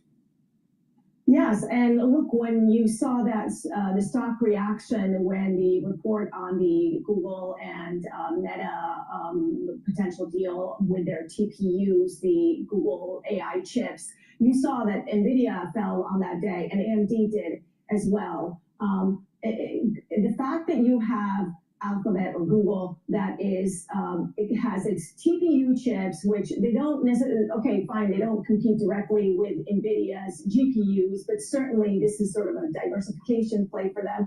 And the fact that you also have their Google Gemini, which has been integrated into Google. You know, what's very interesting is that the street had been concerned that ChatGPT was going to displace Google search. Yet Google was able to integrate Google Gemini into its Google search, and it still has the best of both worlds, because if you're going to use Google search, you're going to probably use it to look for a local handyman, right? And that still goes with their ad part of their business. But with their Gemini, you're looking at it for more deep research, for more helping out with term papers, whatever that may be. But nonetheless, I mean, this is Google firing at all cylinders, and this is sort of having a ricochet effect on the rest of the AI players. All right, we're going to go to we might go to the Hill, but no, I think we're going to go to Fox Business first, talking about Americans may soon pay no income tax under tariff plan. Do you remember what I said? There's 3 ways to get revenue into the government.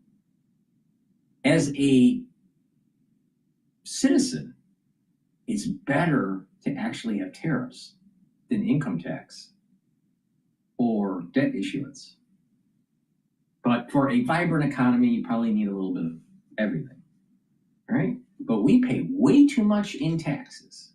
And a big part of that is interest payments to debt issuance. So before we play that video from Fox, please go to my store, the-studio-reykjavik.com, and get the vitamin B complex. Vitamin B complex will help with your mitochondrial health. The first 4 B vitamins boost up your ATP levels because they are part of the electron transport chain within the mitochondria to produce ATP. So your cells will perform better, your cellular metabolism will perform better, and vitamin B complex has B12. B12 helps to protect your neurons. So it's really important to take vitamin B complex every day if you're 40 years of age or older. And digestive enzyme complex, another great supplement to take, especially if you're 40 years of age or older. This will help to break up carbohydrates, proteins, and lipids, reduce the load on your pancreas, and allow you to digest with less stress in your digestive system. Digestive enzyme complex also has bromelain, which is fibrinolytic that helps to break up clots. And digestive enzyme complex has glycoprotein digestive enzymes, proteolytic enzymes, that will allow you to break up those glycoproteins. Super important. Why? Because back in the crazy phase of 2020 and the aftershock, there were a lot of spike proteins floating around. You needed to break those up. And those spike proteins came from 2 different sources, natural and unnatural. Digestive enzyme complex breaks those glycoproteins. And that's the reason why I said to take the digestive enzyme complex in 2020. It's fibrinolytic through bromelain, and it has the proteolytic enzymes to break up glycoproteins. So it behooves you to take digestive enzyme complex to help with your pancreatic health, especially if you're 40 years of age or older. But it also helps to take this during the fall and the winter season. Please go to my store, the-studio-reykjavik.com, get the vitamin B complex and the digestive enzyme complex, stack them together, and get healthy. Go to my store, the-studio-reykjavik.com. The link is in the description of this video. As 2026 will be the year for Main Street. Watch. it's been a great year on the economy, but the best is yet to come. The tens of trillions of dollars that have come in investment, but you also insisted on the four benefits for working people: no tax on tips, no tax on overtime, no tax on Social Security. So as a result, in 2026, we are going to see very substantial tax refunds in the first quarter. So the best way to address the affordability crisis is to give Americans more money in their pockets, which is what this bill has done. Oh, that's interesting. Anthony Chan is an economist and he joins me now. You get all those tax rebates early next year. That's highly stimulative for the economy, isn't it? Absolutely. In fact, the average person will get $1,000 more than they got the prior year. And you get a family of four, 2 workers and 2 children, they're going to get $1,800 more. This is not getting publicized. So when they see that extra money, guess what they're going to do? They're going to spend it. Right. So that's see great economic growth 3% in the early part of next year. Well, we know that the one big beautiful bill is going to help with capital spending because it's 100% expensive. So that means capital spending can go up anywhere from 3% this year to as much as 7%. That's about 14% of real GDP. So that'll add about 0.8% to real GDP growth. The consensus for 2026 is 1.8%. So if you add another 0.8%, that's a 2.6% growth. We will be growing faster in 2026, according to the consensus, compared to 2025. So yes, an improvement in economic growth. We got to be excited, Stuart. I hope you're excited. I am. I'd love to see economic growth like that. That'd be good for everybody. Floats all boats. That's a great thing about it. One more for you. President Trump, once again, you saw this, floating the idea of eliminating the federal income tax. Watch this. We're going to be giving back refunds out of the tariffs because we've taken in literally trillions of dollars, and we're going to be giving a nice dividend to the people. And I believe that at some point in the not too distant future, you won't even have income tax to pay because the money we're taking in is so great, it's so enormous that you're not going to have income tax to pay. Okay, they're taking a lot of money from tariffs that can replace the revenue from income tax. Therefore, some way down the road, you can get rid of the income tax. Is that realistic? I would love to see that. Yeah, we'd all love to see it. Is it But if realistic? you look at the numbers from the Treasury Department, they've collected $220 billion worth of tariffs so far. But if you look at some of the estimates from Scott Bessent, our Treasury Secretary, or Howard Lutnick, the Commerce Secretary, they're estimating that we can collect anywhere from $300 to as much as $500 billion a year. Now, federal taxes collected about $2.9 trillion a year. So if we raise tariffs another 4 or 5 times what they are right now, the numbers then make sense. At these levels, we're not there yet. But as you said earlier, Stuart, it's a work in progress. So that means you can reduce federal taxes. And I can't find one person on this planet that wouldn't be excited paying lower federal taxes. Or zero, even better. But it just seems like such a distant dream. Everybody would like to eliminate federal income taxes, but can we actually do it? Stuart, be a little optimistic. Nobody believes. One step at a time. Initially, lower the federal taxes. Over time, if those revenues go up, then you can get there. Can we get there in the next 6 months? Of course not. But we are moving in that direction. So be a little bit more optimistic, Stuart. I shall try. Believe me, actually, I shall try. Andy, you're all right? Thank you, Andy. Appreciate it. All right, we're going to go to the Hill, and it's going to be talking about Ivy League schools soaring in disability accommodations. All right, so let's see what that's about. This was just released. Please go to my store, the-studio-reykjavik.com, and get the resveratrol. Resveratrol is something that I've been taking for decades. It's an antioxidant. It's going to soak up free radicals. It's going to help the health of your mitochondria. It's going to boost up your ATP levels so your cells perform better. Resveratrol also helps to get rid of cells that are in senescence, so your tissues will be healthier. In certain tissues, it can regenerate with adult stem cells. So your actual average age in the tissue, based on telomere lengths or based on methylation, is actually younger if you get rid of those senescent cells. Resveratrol helps with the anti-aging and longevity. So please go to my store, the-studio-reykjavik.com, and get the resveratrol. Resveratrol also helps with the basal layer of your skin. Super important. If you stack this with C60, you get major benefits for your skin.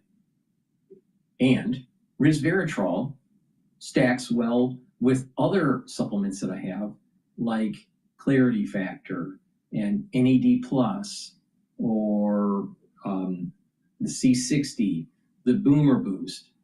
This is a great supplement to take, but you get the max benefits of it if you stack it with some of the products that I just mentioned. So please go to my store, the-studio-reykjavik.com. Another great stack with resveratrol is ubiquinol. So use discount 5, you get $5 off any order. You spend $100 or more, you get a free gift until supplies last. But resveratrol, super important to add to your stack to slow down the aging process. And I've been taking resveratrol for decades. The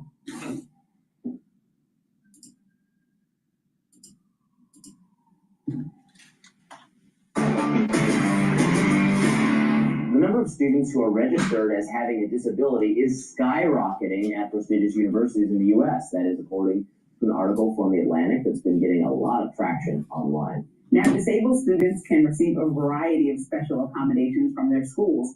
Many of those accommodations are considered standard and are not controversial, but others, such as giving the students extra time to complete exams, have become a point of contention by those who believe. This issue with schools, especially Ivy League, but also in the professional schools like law and in the medical schools. What is happening, and even engineering, you'll see this also in engineering.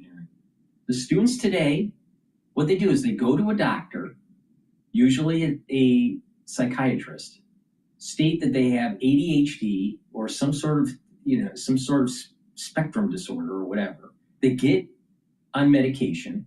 Usually it's Retinol or not Retinol, some sort of ADHD medication. And what happens is that when they're taking their test, they're given like 20 minutes or an hour long extra because they're diagnosed with some sort of attention deficit disorder. And these students are just playing games to get extra time. Now, my thinking is this: if you're in a profession like engineering, in law, or even in medicine, especially in medicine, if you have a student that's coming in that has attention deficit disorder, and they have to be medicated to be able to perform, then maybe they shouldn't be in that field. But there's a lot of these students that are overdiagnosed by their psychiatrist, and they're playing games. And this is not just at the college level or at the professional school level, but it's also happening in high school because of grades, performance on the SAT or your GPA. It's so important to get perfect on everything just to get into a good school. And so there's a lot of stress and what families do is that they play this attention deficit game.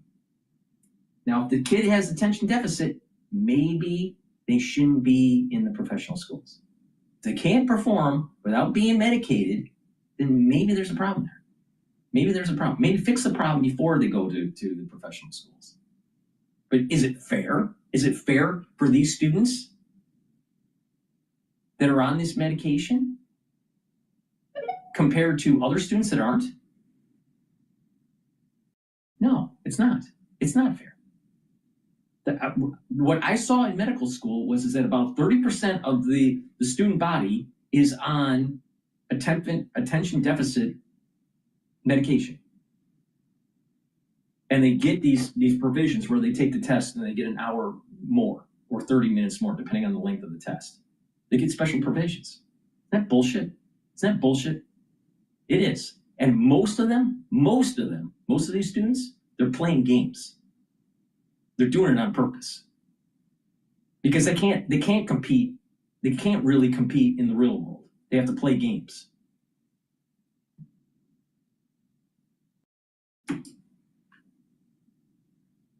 They're being exploited. The article reads in part, quote, professors now struggle to accommodate the many students with an official disability designation, which may entitle them to extra time. I meant to say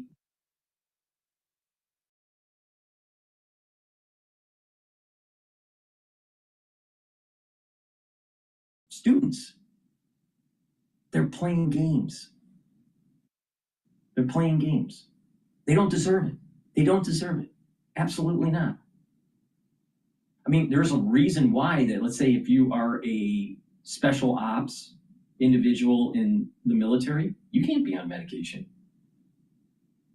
You can't be on, you can't be on psychotropic medications. What happens when you're in the field? When you're in war and you don't have your medication? Oh, you can't fight? See, this is a problem here. This is that we're over-medicating, over-diagnosing students, and then also students are playing games to be able to get special provisions during their test. And this is rampant, rampant. This didn't happen, this wasn't in existence in the 1990s. This, early 1990s or the 80s. This started really ramping up after the turn of the century. Because these psychiatrists just over-prescribe. They don't care because they're making money. They're making money. They got a patient who's coming in regularly to get their prescription filled, making sure you do some blood work. The more the merrier for the doctor. But I don't think that these students should be in medical school. I don't think these students should be in these high performance environments where they get special privileges because they have a disorder. This is not like being, crippled. This is not, you're needing a wheelchair. This is something totally different. Totally different. And most students are playing games with this. They're milking the system. Bullshit. Of otherwise prohibited technology. At Brown and Harvard, more than 20% of undergraduates are registered as disabled. 38% of Stanford undergraduates are registered as having a disability. The most common and most contentious accommodation is the granting of extra time on exams for students with learning disabilities. The extra time may be necessary to complete the test, but unlike a wheelchair ramp, this kind of accommodation can be exploited. And the article goes on to describe some of the more unusual accommodations, such as students with social anxiety getting exemptions from being called on by their professors to answer questions. And one administrator at a public college in California says a student there got permission to bring their mother to class. Fuck. The internet reacted strongly to the article, with many saying it shows how students are trying to gain an advantage by cheating the system. Journalist Derek Thompson, friend of mine, writes, America used to stigmatize disability too severely. Now elite institutions reward it too liberally. It simply does not make any sense to have a policy that declares half of the students at Stanford cognitively disabled and in need of accommodations. This is so insane. Writer Matthew Zaitlin says, I wonder how much nihilism and low social trust comes from the sense that everyone is getting one over on you and everyone else. And New York Times columnist Nicholas Kristof writes, we liberals have a way of letting good intentions run amok. Yeah. I read this story. It's a spit your coffee out, throw your coffee cup at the wall and shoot yourself story. It's so sad. I thought about you when... Food security is national security. Phosphate powers America's farmers, but global competitors like Russia and China threaten to control our supply. Make phosphate a critical mineral and keep America secure.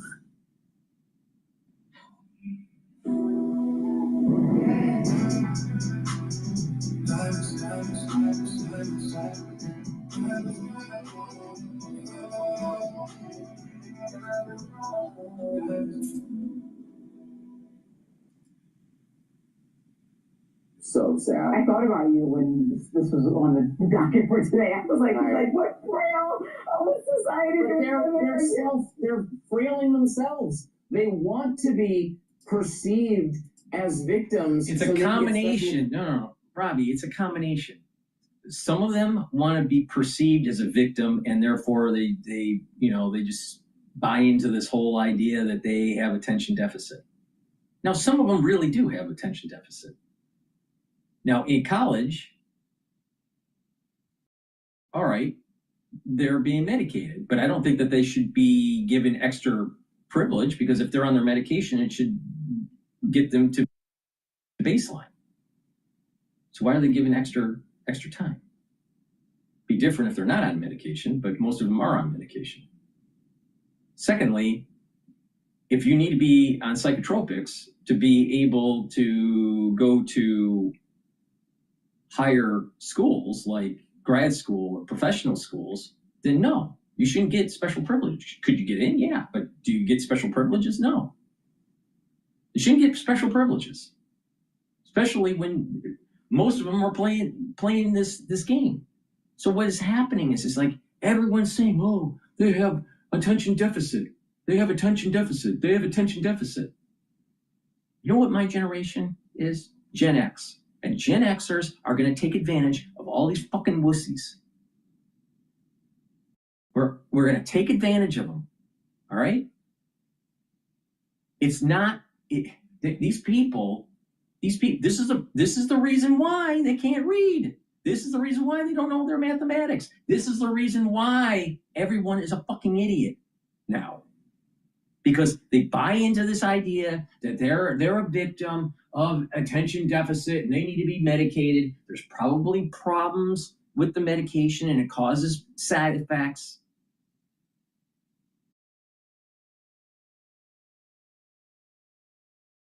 And then all of a sudden, they're not as productive. But you see this, it's rampant now. What? This was unheard of when I was a kid. Unheard of. Then all of a sudden, 38% of the population is attention deficit. Now, part of this is the technology. Our attentions are going down, but it's because of an environmental stressor. You plug yourself out of the environmental stressor in about 20 days. Your brain starts to rewire back to the way it's supposed to be. It takes about 22 days to detox from all this technology. But students get special privileges because what it is that the high GPA is so important, especially if you're going into medicine or into law. Right there. So these kids shouldn't be on this medication. The psychiatrists don't even know what they're doing. Psychiatry is in the Stone Age in understanding and how the drugs that they're prescribing to patients, what the long-term side effects are. They're in the Stone Age.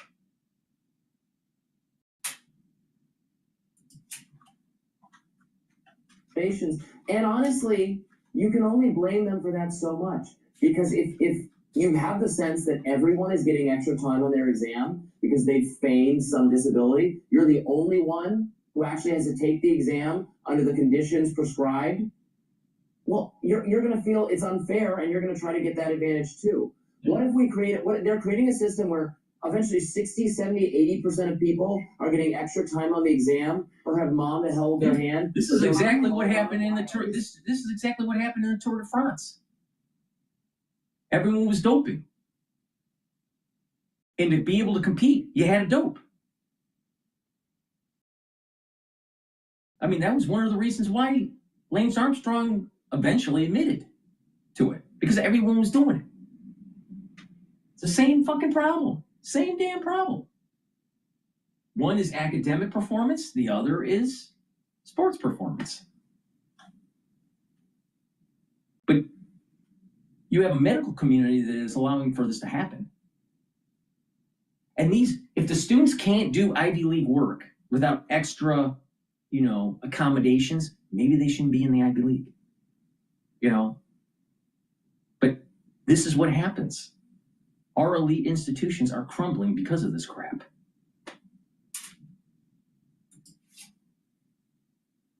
So insane. You know what? I'm sorry. On some level, if you have bad anxiety and then you're not going to do bad on the exam should test for that. You should do worse on the exam for that reason. The exam is measuring how good you are at doing the exam. And if we're making it so that everybody gets an A+ for what? It's insane. If you're worse at taking exams, you should get a worse score. Sorry, not everyone is equally good at everything. Not everyone is equally brilliant at everything. I would do way worse on a math exam than most people, and probably you. And we could, you know, You think I'm excellent? I don't know. We could rig the system so that I get just as good as a grade. If I have access to, if I have extra time and a fancy calculator, and I can ask Grok to do it for me, then I'll get the same score. But I should get a worse score. It's beyond that, Robbie. They're taking psychotropics.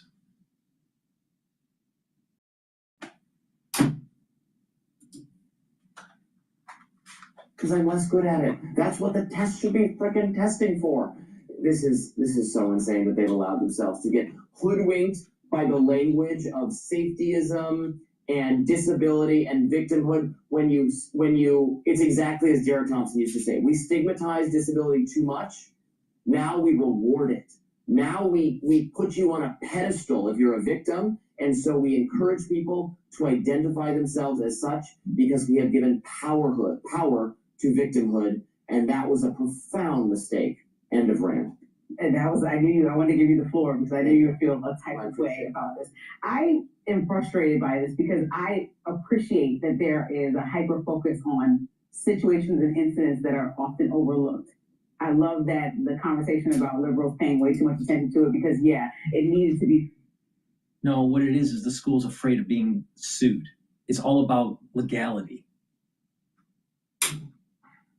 Because we have a litigious system now where you're worried about everything, that someone's going to sue you, you can't do anything.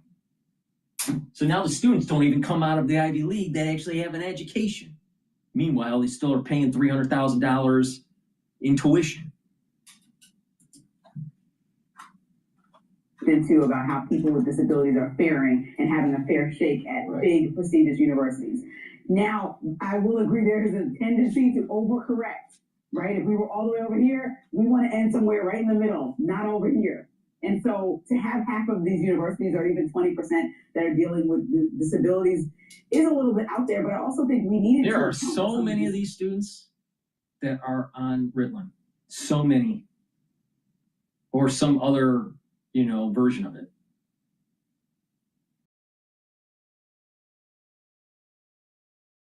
Why? Just stop getting that environmental pulse. Stop eating the crappy food. Start improving your gut biome. Start actually being healthy. Why not be healthy? All right? And what's amazing is how the body starts moving back to its normal self. It's very rare that people are just born with ADHD. It's environmental. Now there are issues with over vaccinations and causing hyper or hypoconductivity during the neurological development. So some of these cases are actually injury of the scheduling, but not all of them. I saw approximately 30% of medical students that were classified under this ADHD that are medicated that were given extra time on tests. And you could tell who they were because right after the test, they crash because what they do is they increase their dosage to be able to concentrate, to try to zone in to the test. And then that day they crash and they crash for 2.5 days. They can't do anything. You know who they are right away. That's the society we have now. That's the student body that we have now. And now it's moved into the undergrad world. What probably happened was that it was in the undergrad world and then it moved into the professional schools. But when I was a kid, this didn't exist. Now, of course, Gen Xers weren't on the schedule, on the 86 schedule. We were on the 70s schedule. So, it's different. But the thing is that many people are playing games because the stakes are so high to get into a good school. Ivy League or Ivy League Plus, maybe even the top 50. It's so competitive now compared to when I was younger that a student will use these types of things to be able to get an edge. And then the whole Lance Armstrong dynamic happens. Well, if Johnny's doing it, then Judy's got to do it. If Judy's doing it, then Tom needs to do it. And it snowballs. But the reality of the situation is that these students that are coming out of these schools start pushing back. Start pushing back. Ask them, like, what do you really think about this? Why do you think about it like that? They can't answer. They can't answer. Take advantage of them because they can't think.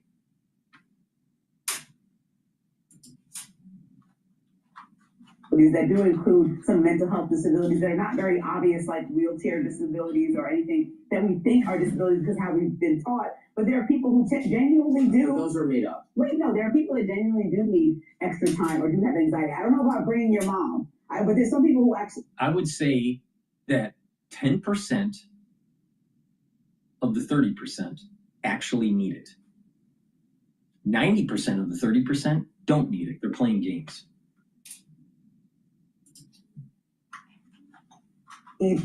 Extra technology or a quiet space to take a test because they had extreme ADD and things like that. These are real things that actually happen. Maybe not to 40% of the Ivy League population. You should just fail. But a good, yeah, but then so They shouldn't be at the Ivy League. They should go to a different school. Sorry, can't handle it. I mean, if you're not tall enough to play basketball, should you be playing basketball? If you're not strong enough to play football, should the coach be forced to put you on the team? What if you don't know how to throw the football? Does that mean that you guaranteed the quarterback position?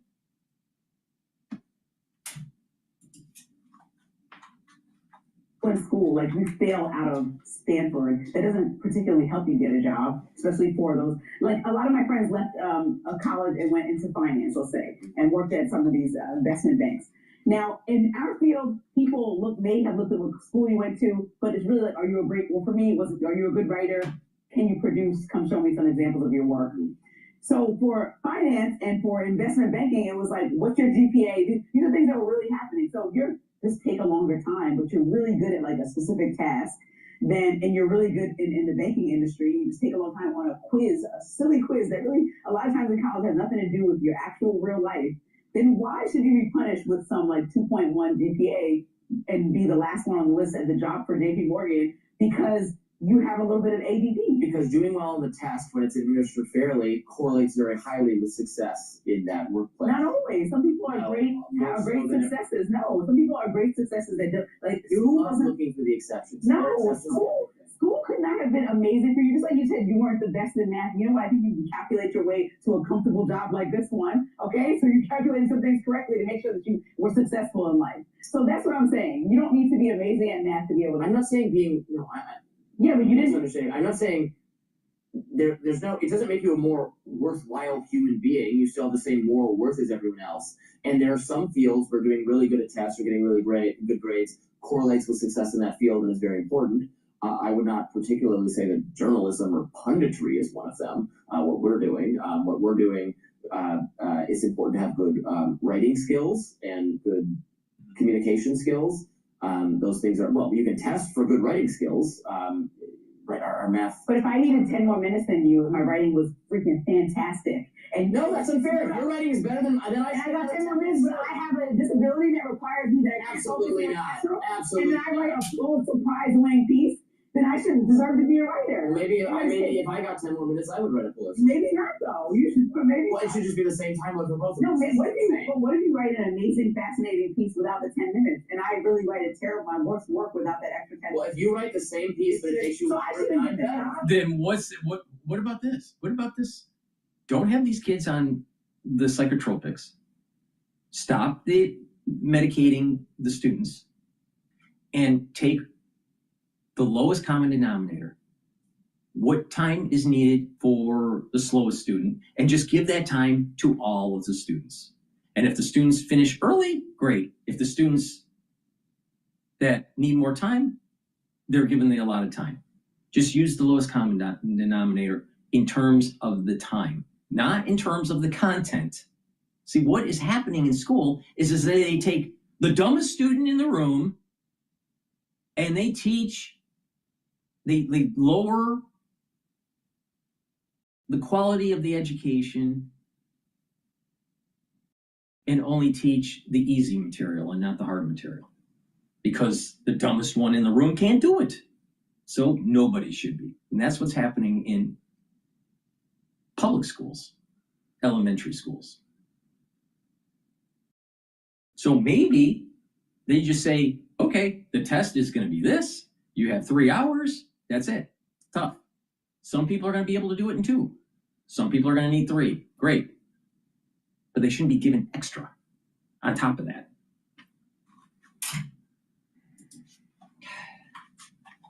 Should be penalized when they look at my essay from college because I didn't have 10 more minutes. Yes, you should. No, there's people who actually just really do need that extra time and really need that extra care. That's why there are people in schools and in this. I think the difference between an obvious physical disability where you need a ramp because you're in a wheelchair, or you need glasses because you have bad eyesight. I think the difference between that and these very nebulous and poorly defined social disabilities or psychological disabilities.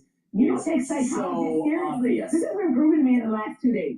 Psychologists will talk about the effects of smartphones on children. You don't take that seriously. Psychologists talk about psychologists talk about all these things. They talk about how there are actual cognitive disabilities. You don't accept it. Like, okay. All right. If the student, all right, yeah, but let's just say that you agree with cell phone use puts you in a lower brainwave, which it does. All right. It makes your kids stupid.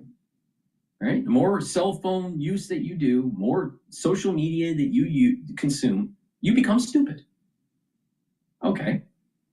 The answer isn't to have the student get more time to do the test. The answer is, stupid student, stop using the cell phone. Oh. What a concept. Empirical data and provided as information to us and accept it. No, that's ridiculous. You just won't accept the truth. You gotta. One of my good friends told me you need to accept the reality, and that's what you need to do. You need to start to accept the reality. This is about people who are accepting your lived reality. They overcorrected, but that certainly doesn't mean we should go back to the old way when the only thing that was a disability was a wheelchair. That's also not acceptable. Because we need to find some happy. Physical disabilities should be accommodated.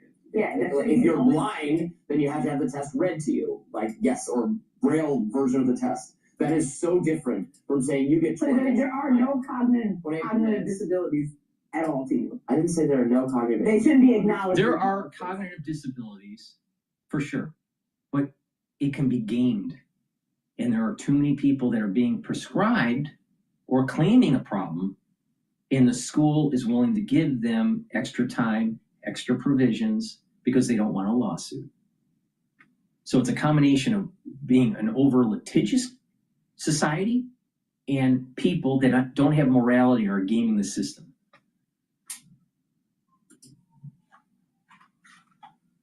I would need more specificity than that to decide whether it should be acknowledged or not. People should not get more time than another student.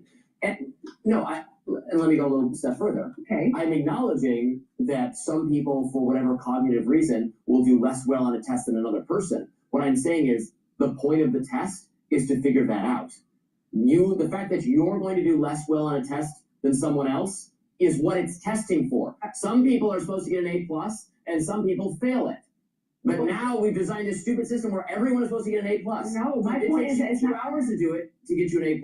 You're going to get 2 hours. Then what's the point of a test? Let's not even have the test. Let's just give everyone an A+ and move on. Let's just enroll everyone in college and just everyone gets an A+ and everyone gets a diploma, and that's it. That's what's happening now. Give somebody a couple more minutes or require them to do a test. Some people that have cognitive disabilities will actually help them just compete at a fair playing field. What if my cognitive disability is yours is not real. So yours is not real. That's not a real thing. No, I have a I'm cognitive talking about people that have maybe a learning disorder. How dare you? I have a cognitive disability and bad arithmetic. I have a problem. I have a difficulty keeping track of numbers in my head. So I should use pen and paper and get more time. And then I'll get the same score as you. What we're agreeing on and talking about is people that have access to privilege, whose parents actually probably got them in a situation where they're giving their kid the best shake at being extremely successful. And so they're asking for extra time and extra space when there are real people that actually need a few extra minutes or some quiet space to achieve at least a decent score on tests. No, they're not ex-students, but these people also might be summed up by their grades when it comes time to graduate college. And so they're just asking that they get a fair chance to actually compete in this testing. Not a fair chance to get an A+, there's a fair chance to compete. And they can't focus everybody has the same time limit and everyone has the same accommodations. And then we see a range of scores, and that's how you. I'm certainly happy that you're not in the education field. If you want to cut the Department of Ed, you think there's no combination. What you do is you just take, you either take the average of what the students can do in terms of time in answering questions, or you take the lowest and then just set it across the board. And some people finish early, some people don't. But they shouldn't be given, certain people given extra time. No.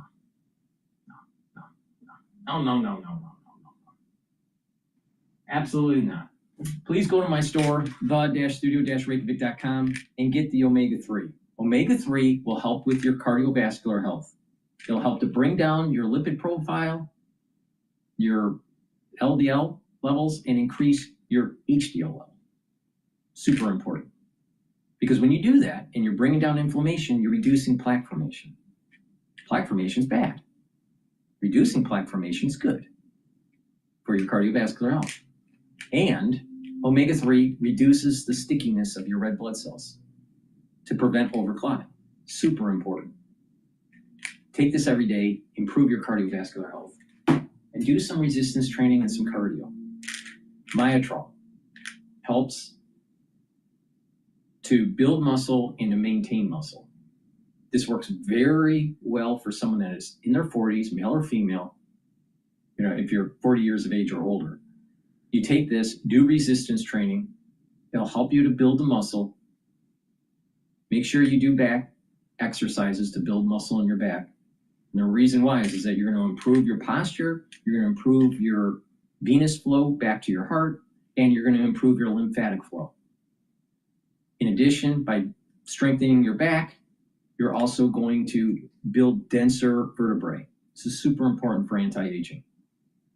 Now, Myotrol, take every day as polyphenols, flavonoids, and lignans, helps with the gene expression to build muscle and maintain muscle. So you're reducing atrophy, you're increasing your musculature, and that will take you into your geriatric years with better health. If you're an athlete, younger or older, you will benefit from Myotrol. You'll recover quicker after your workout and you'll gain strength. So please go to my store, get the Myotrol, get the omega-3, improve your cardiovascular health and your musculature. Use discount 5, you get $5 off any order. You spend $100 or more, you get a free gift until supplies last. All right, let's listen into Bloomberg.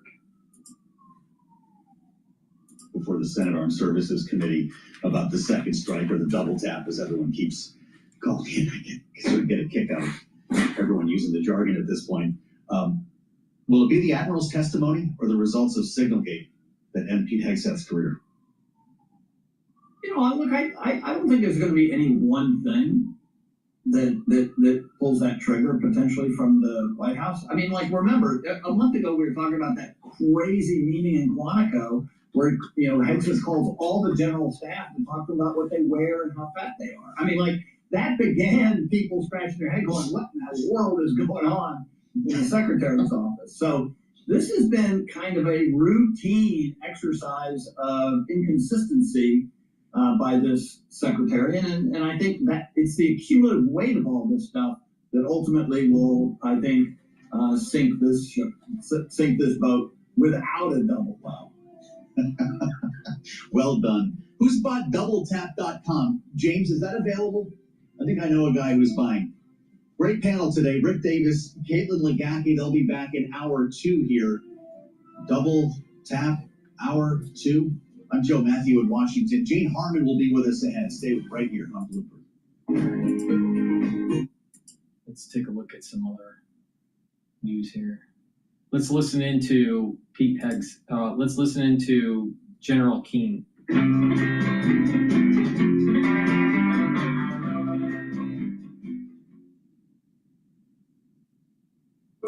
the old way. Finance the rent way. Retired four-star General Jack Keane joins me now. General, what is your reading of this debate over killing survivors? Yeah, well, there's a lot of misunderstanding here, and I think the Pentagon should conduct their own independent investigation of what took place there, because they're really good at getting to the bottom of this, and if there was something wrong here, they do hold people accountable. I'm a little concerned about the congressional investigation because of the politics involved with it, but just to set some facts in front of the American people so they understand this better, is that in the 20 years of the war, 9/11 wars, we've had Republican and Democratic presidents authorize our military, when they're conducting airstrikes through drones or other means against isolated targets. In other words, there's no American ground troops in the area. And the mission is to kill the terrorists because of who they are and what they represent. It's irrelevant whether they're at a meeting and they're not armed or not. Maybe they are armed, but the mission is to kill the terrorists because of who they are. And if they don't kill them all with the first strike, those commanders have always been authorized to conduct reattacks. This has been done probably at least at a minimum 25% of the time. And that is what we're talking about here. But let's get the facts. The facts are, we don't know how close another ship may have been to go police up those survivors, if that was even feasible, without putting the ships or helicopter in some kind of danger. That's what I mean. But the principle of reattacking to kill a target that's identified as terrorists, whether they're wounded, whether they're armed, is irrelevant. It's who they are. In this case, the boat and the cargo needed to be destroyed and the terrorists eliminated. And given the fact that terrorists weren't eliminated, it's well within that commander's authority to finish and eliminate the mission that he was assigned. I just want to bring up one issue. The Democrats say it's okay to ignore military orders. My question is, where does that leave, say, the helicopter pilot who fired the missiles at that boat? I mean, aren't we just really interfering with military authority here? Well, a couple of things. One is our military leaders and soldiers are not permitted to obey an illegal order. They are held accountable to refuse that order. And that's to give you a sense of the moral clarification we have in the military. That's why I find these statements being made by others trying to encourage the chain of command not to obey illegal orders is insulting to them. Yeah. Insulting to them in the values we hold dear in the military. They know full well what that is. And if the military is going to get an illegal order at the very high level where the officer is being given that mission, they're likely going to say, sir, that's not legal. And we have lawyers at all the various levels in the chain of command to ensure that these orders are legal. Come on, we've got a pretty good system out there, and it really works. And we have soldiers who come into the military whose values are strengthened by the values we hold dear inside the military. I'll change the subject for a second. Putin met with Steve Witkoff and Jared Kushner yesterday. They talked for 5 hours, I believe, about ending the war in Ukraine. No concrete decisions made at that meeting. But, General, it just seems at the moment that Putin is winning. No, I don't think Putin is winning. I mean, he advertises that he's winning. He advertises that he's going to roll over Ukraine, that they're back on their heels. I mean, that's his narrative. Just it's as false as he advertises that it's completely justified to invade Ukraine because they and the Eastern Europeans are encroaching on them. But the reality is, listen, I think where we are is we have to come down to what is President Zelensky willing to agree to and what is Putin willing to agree to as a result of these negotiations. And if there is agreement, and likely there will be concessions made on both sides, one thing that must happen as a result of that agreement, and this is crucial, we need security guarantees that are robust to ensure that there's not a future attack by Putin. And what I mean by that is likely the United States in charge of those command and control It's an air force, air capability, ground force security, protecting the terrain, and maritime at sea as well. Logistical infrastructure provided by the United States, and then robust build up the Ukrainian military, help to reform it and rebuild it so it can eventually deter Russia on its own and be somewhat independent of the United States. They are right now the second most powerful military in Europe, better than the Eastern Europeans and the Western Europeans, except for Turkey. And we even can make them even stronger. So if any deal is going to be enduring, we need to ensure that they have security guarantees backed up by people on the ground and in the air and also at sea. That has to take place, or Putin will likely reattack. Got it. General, always a pleasure. Thank you very much for joining us this morning. We appreciate it. See you soon. Weekend, Drake and Billie Eilish. Once again, stocks higher, of course, across the board, with the Dow now up 362 points. For on-demand news 24 hours a day, subscribe to Bloomberg News Now, wherever you get your podcast. I'm Alexis Christoforous. That's your Bloomberg Business Flash. Alexis, thank you so much. I'm Joe Matthew in Washington. Great to have you with us here on the Wednesday edition of Balance of Power on Bloomberg TV and radio with breaking news from Washington. Multiple reports now about a Pentagon watchdog report into the Signalgate scandal, finding that Defense Secretary Pete Hegseth violated some of the department's regulations when he shared sensitive information from his cell phone on Signal, and in fact may have endangered troops in the process. We're going to have a lot more on this when we spend some time with Nick Wadhams, and coming up as well, Jane Harmon will join us in studio with our eyes on tomorrow's testimony from the admiral that ordered the second strike on the alleged drug boat coming out of Venezuela. This was, of course, a big topic of conversation as President Trump held his final cabinet meeting of the year yesterday. And sitting right next to him was the Defense Secretary, Pete Hegseth, who made clear that he was not, in fact, the one who ordered that second strike. And while he was watching the attack live on a live video feed, he had left the room before it was clear that there were survivors in the water who were then killed by the second strike. President Trump was asked about this before Hegseth even got into details, clearly not concerned about the way this all unfolded. Here's what the commander-in-chief had to say. I would say this, they had a strike. I hear the gentleman that was in charge of that is extraordinary. He's an extraordinary person. I'll let Pete speak about it. But Pete was satisfied. Pete didn't know about second attack having to do with two people. I guess Pete will have to speak to him. I can say this, I want those boats taken out. And we have to attack on land also, just like we attack on sea. Hegseth said we're just beginning attacks like these. Tomorrow, as I mentioned, Admiral Frank Bradley, who ordered that second strike, will testify before the Senate Armed Services Committee as members of Congress try to get answers that were not delivered yesterday in the cabinet meeting. Nick Wadhams, who runs our national security coverage here in Washington, is with us in studio with more on this. Nick, when you add everything up here, the questions about Venezuela, the testimony tomorrow, this Signalgate IG report that... Notice how fast Congress is to respond to drug boats being blown away with a double tap. But they are nowhere to be found when you need to solve problems like making sure our elderly are taken care of or our veterans.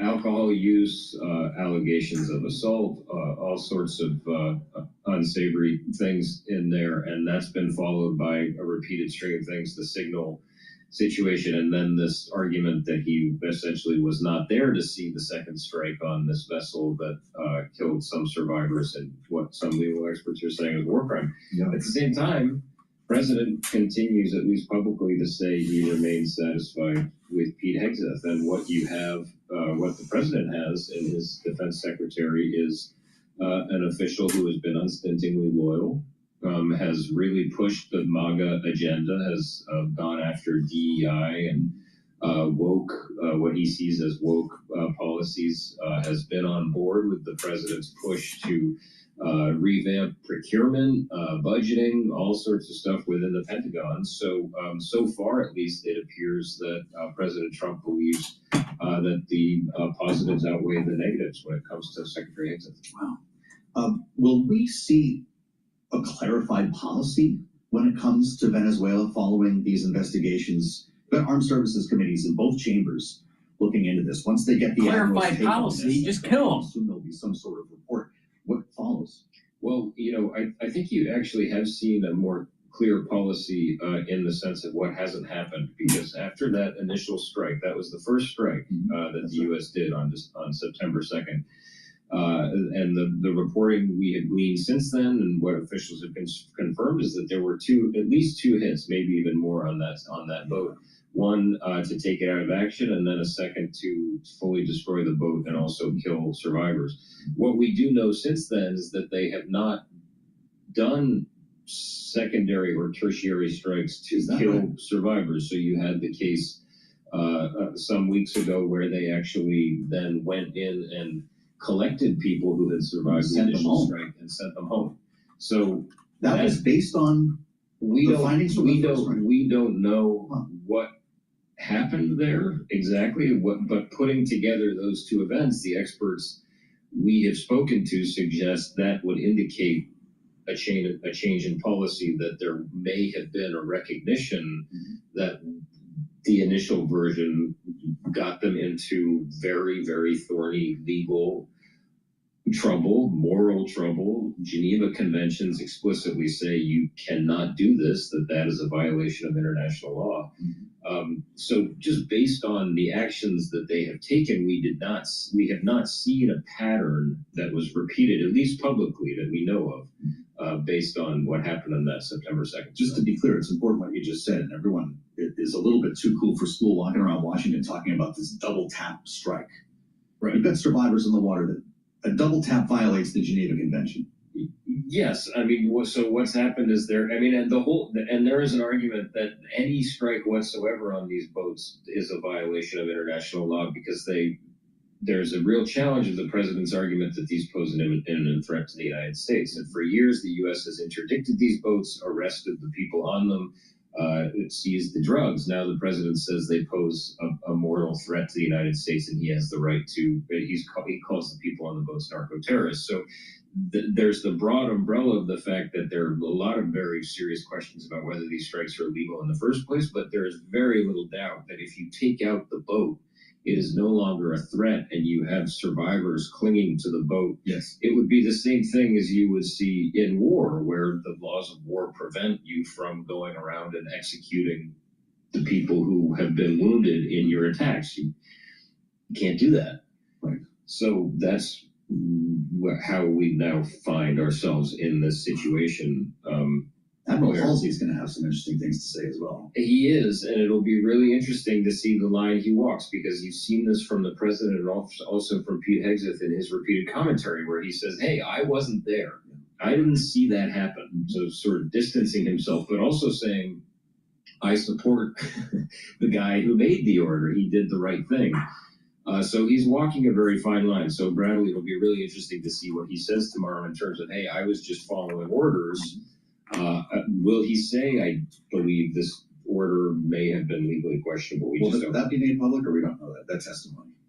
I'm not sure at this point. We don't know. I don't think there will be a public hearing, but it may have to open up. Yeah. Thank you, Nick. Great to see you, as always. Nick Wadham's got his hands full these days running our national security team here in Washington.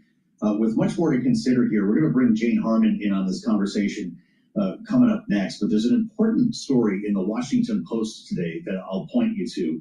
It might get some eye rolls from folks who support what's going on in the Caribbean right now. But the family of a Colombian man who was killed in a strike September 15th has filed a complaint with the Inter-American Commission on Human Rights, alleging the U.S. committed human rights violations in an extrajudicial killing. I just mentioned this because it's the first time a name has been attached to any of this. Alejandro Andres Carrana Medina, 42-year-old, a fisherman, killed, as I mentioned, in the strike off the Colombian coast on September 15th. He's got a family, it turns out, and they've got a lawyer. Grieving family left without their chief breadwinner, as we read here.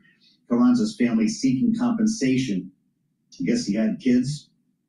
Very unclear to see if they have the power to enforce any recommendations that are made. I told you Jane Harmon was coming, and she's with us in studio today. Former Democratic Congresswoman from California, importantly, former ranking member of the Intelligence Committee. And it's great to see you in the flesh. You too, Joe. So if you were running the Intel Committee right now, either as chair or ranking member, what questions would you be asking about what is happening in the waters off Venezuela? And would you even get a briefing? Because as the Democrat on that panel, from what I understand now, you still would not have heard from the administration. Well, I think Mark Warner said they got very unsatisfying briefings. Yeah. He was the chair. He's now the ranking member on the Yes. Senate side. I'm Yes. not sure what's happened on the House side. But what would I be doing? I would be raising hell. I think Congress not only has a right to be briefed, but I think Congress is abdicating its role. That I would give good marks to 3 Republicans, at least that I can think of. Rand Paul, I guess he's a libertarian. Roger Wicker, chair of the Senate Armed Services Committee, and Mike Rogers, who chairs the House Armed Services Committee. And they have been pushing back.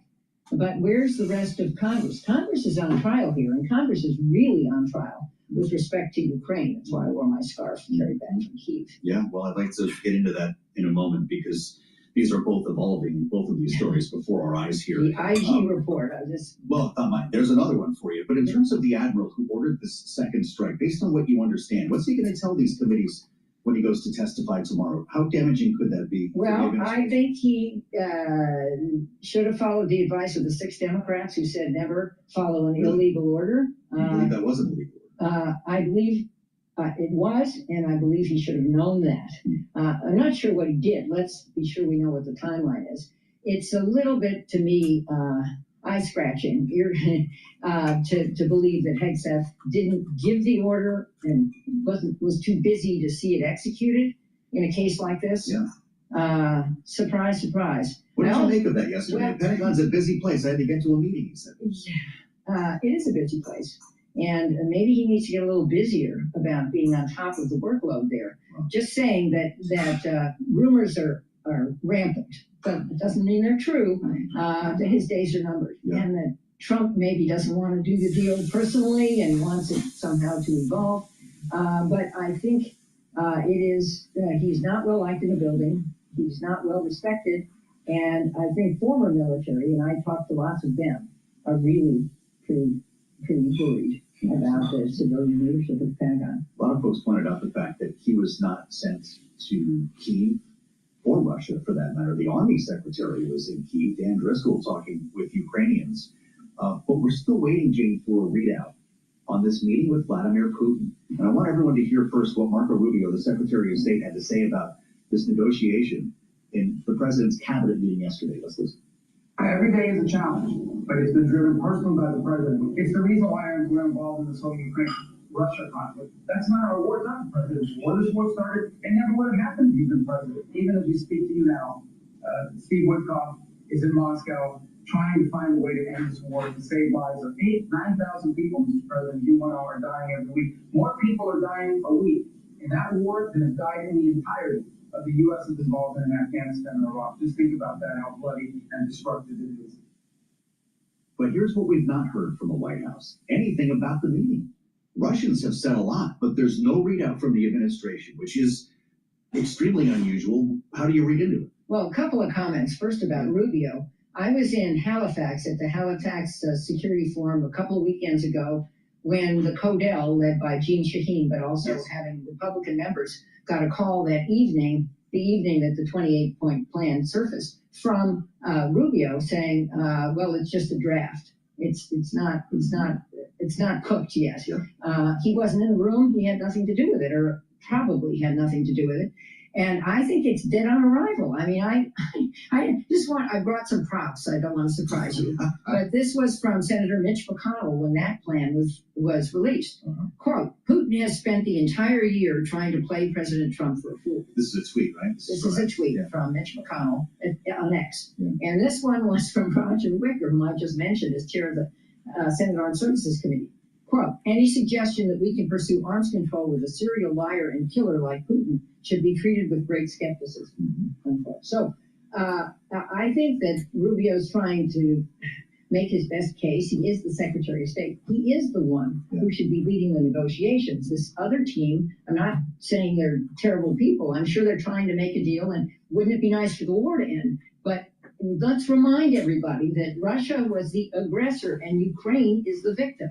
And rewarding Russia and punishing Ukraine is the wrong outcome. Well, everything in that plan looks like it would be a reward, right? Well, So do you trust Steve Witkoff and Jared Kushner running this conversation? Well, I don't want to talk about trust, but the plan as explained to me looked like there was some oops in there. There was some bad translation from the Russian. Looks like exactly what Mitch McConnell said, that Putin is playing Trump. And if we're not talking about it, then I'm betting nothing very much good came today, except for Russia blasting Europe and threatening, some action against Europe.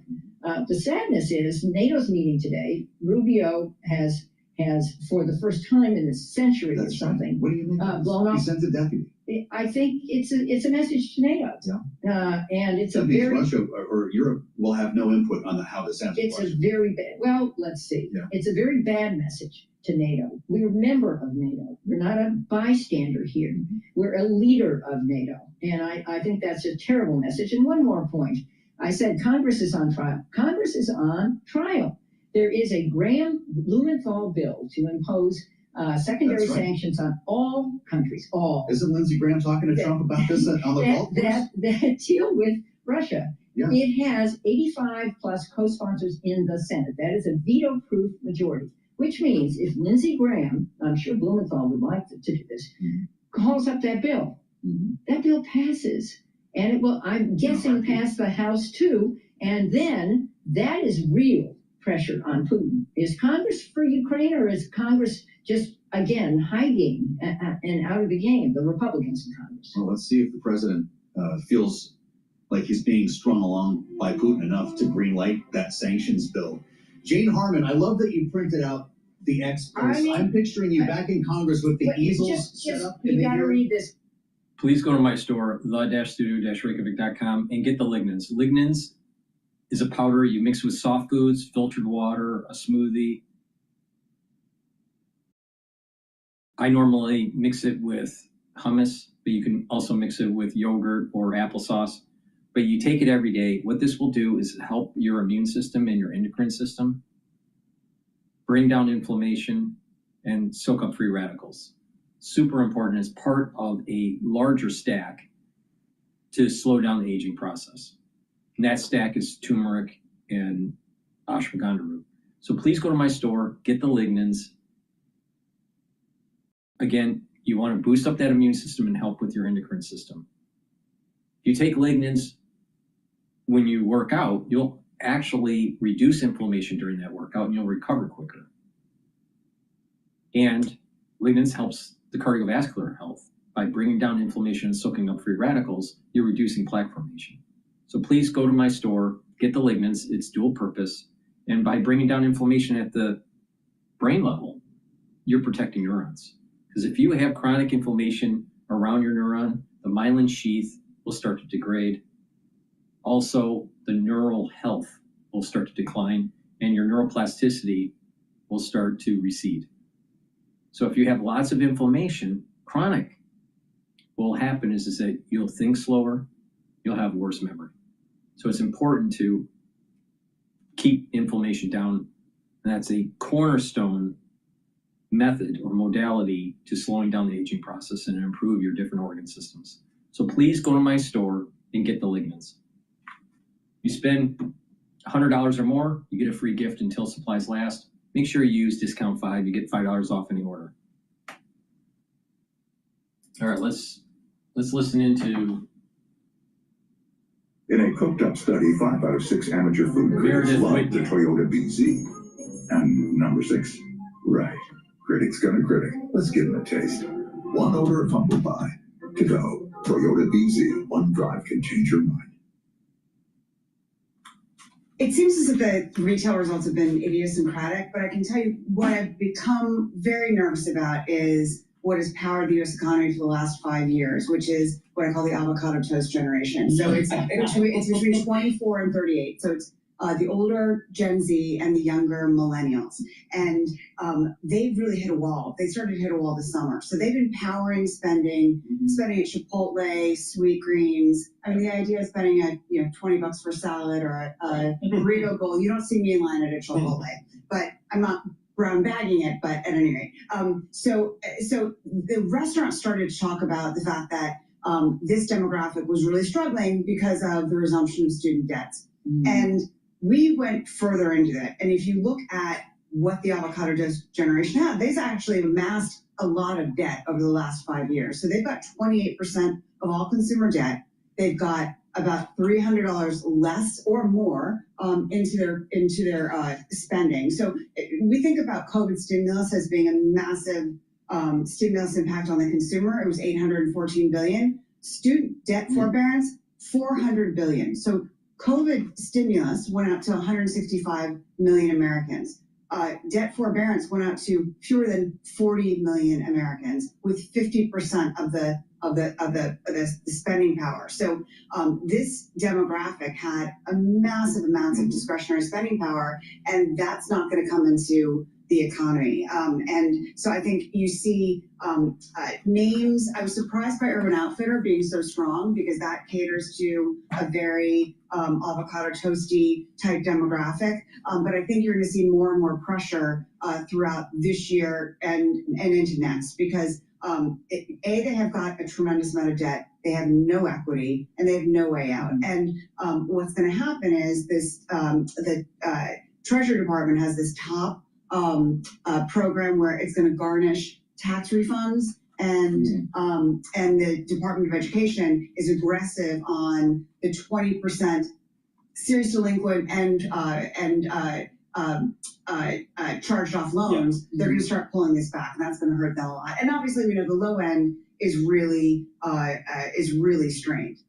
So what's the elasticity of this consumer group, which I would call the matcha generation? Oh, that's that might I like your that. avocado toast generation. I think it works, or you could call the French press coffee generation.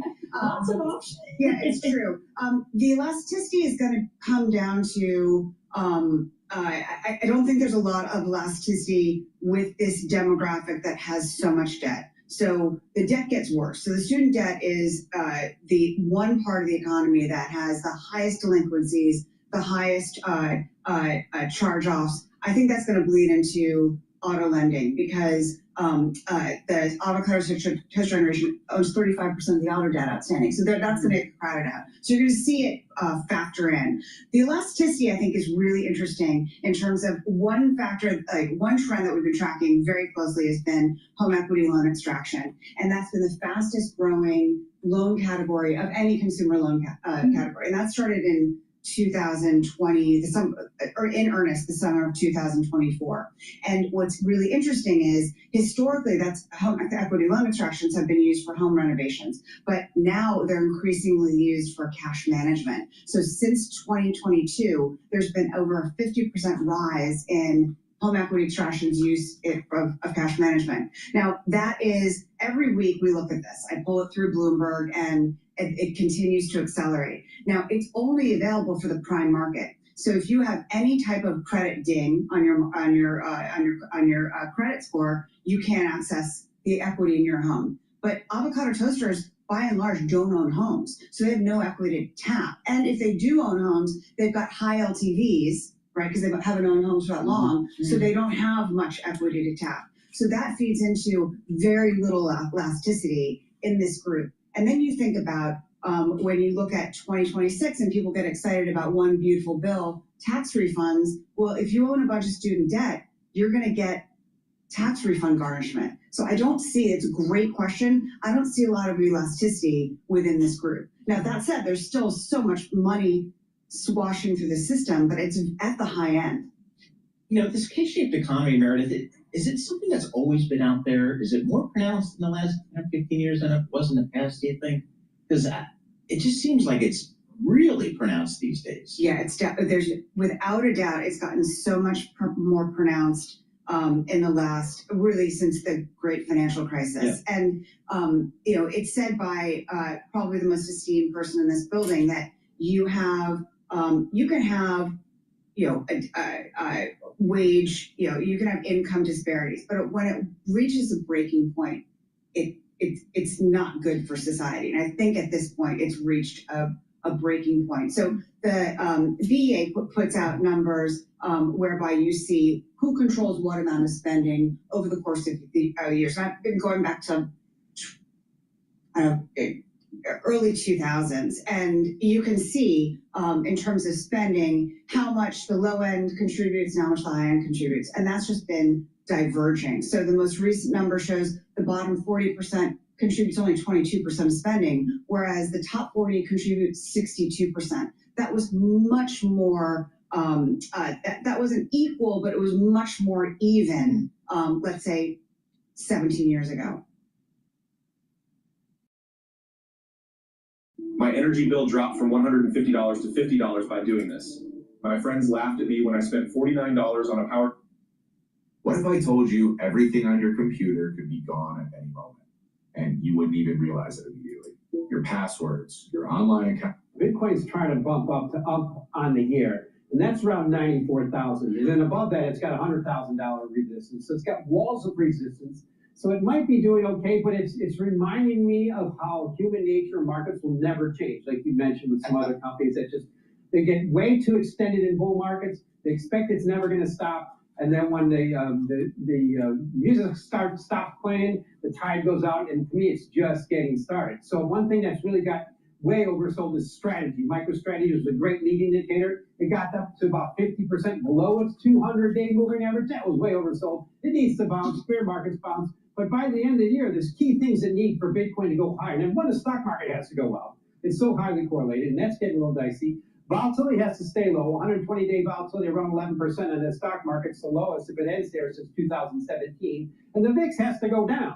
The VIX volatility index, right around 16, 200-day average is almost closer to 20. So all that stuff has to line up, and the big cryptos are leading the way lower. And hey, I'll end with this. The Bloomberg Galaxy Crypto Index is down about 15% this year. So to me, we get lucky if Bitcoin does not become the Grinch for Christmas. I'm still sticking with it's going to be the Grinch.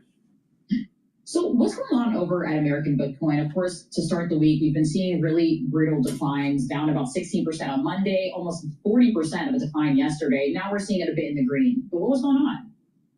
Well, one key thing I'll point out about, to me, in the macro is what's happening in the space. My colleague, Andrew Silverman, penned an article recently. His headline was, "We have a resting president who's now a Bitcoin billionaire." That's never happened in history. And that's what's really shifted in the space. This is all related to the Trump administration, and Trump administration officials. And that's what really pissed away, got a lot of crypto people upset. In the past, they're getting away from the system. Now they're dependent on it. And if they're buying it, they're supporting prices, they're supporting the Trump administration. So that's what's shifted. And all that stuff is mean reverting. Strategies is one example. The problem is there's probably a lot more room on the downside. There's still plenty of these millions of cryptos that are worth billions of dollars. They track nothing. Yet we do have things like stablecoins. There's about 300 billion of those. Those are pretty good. But to me, this is just getting started. And again, the bottom line is a great leading indicator for risk assets going up, and they're heading lower. Mike, step back here to your global commodities coverage here. What's your 2026 theme? What are you asking people to pay attention to?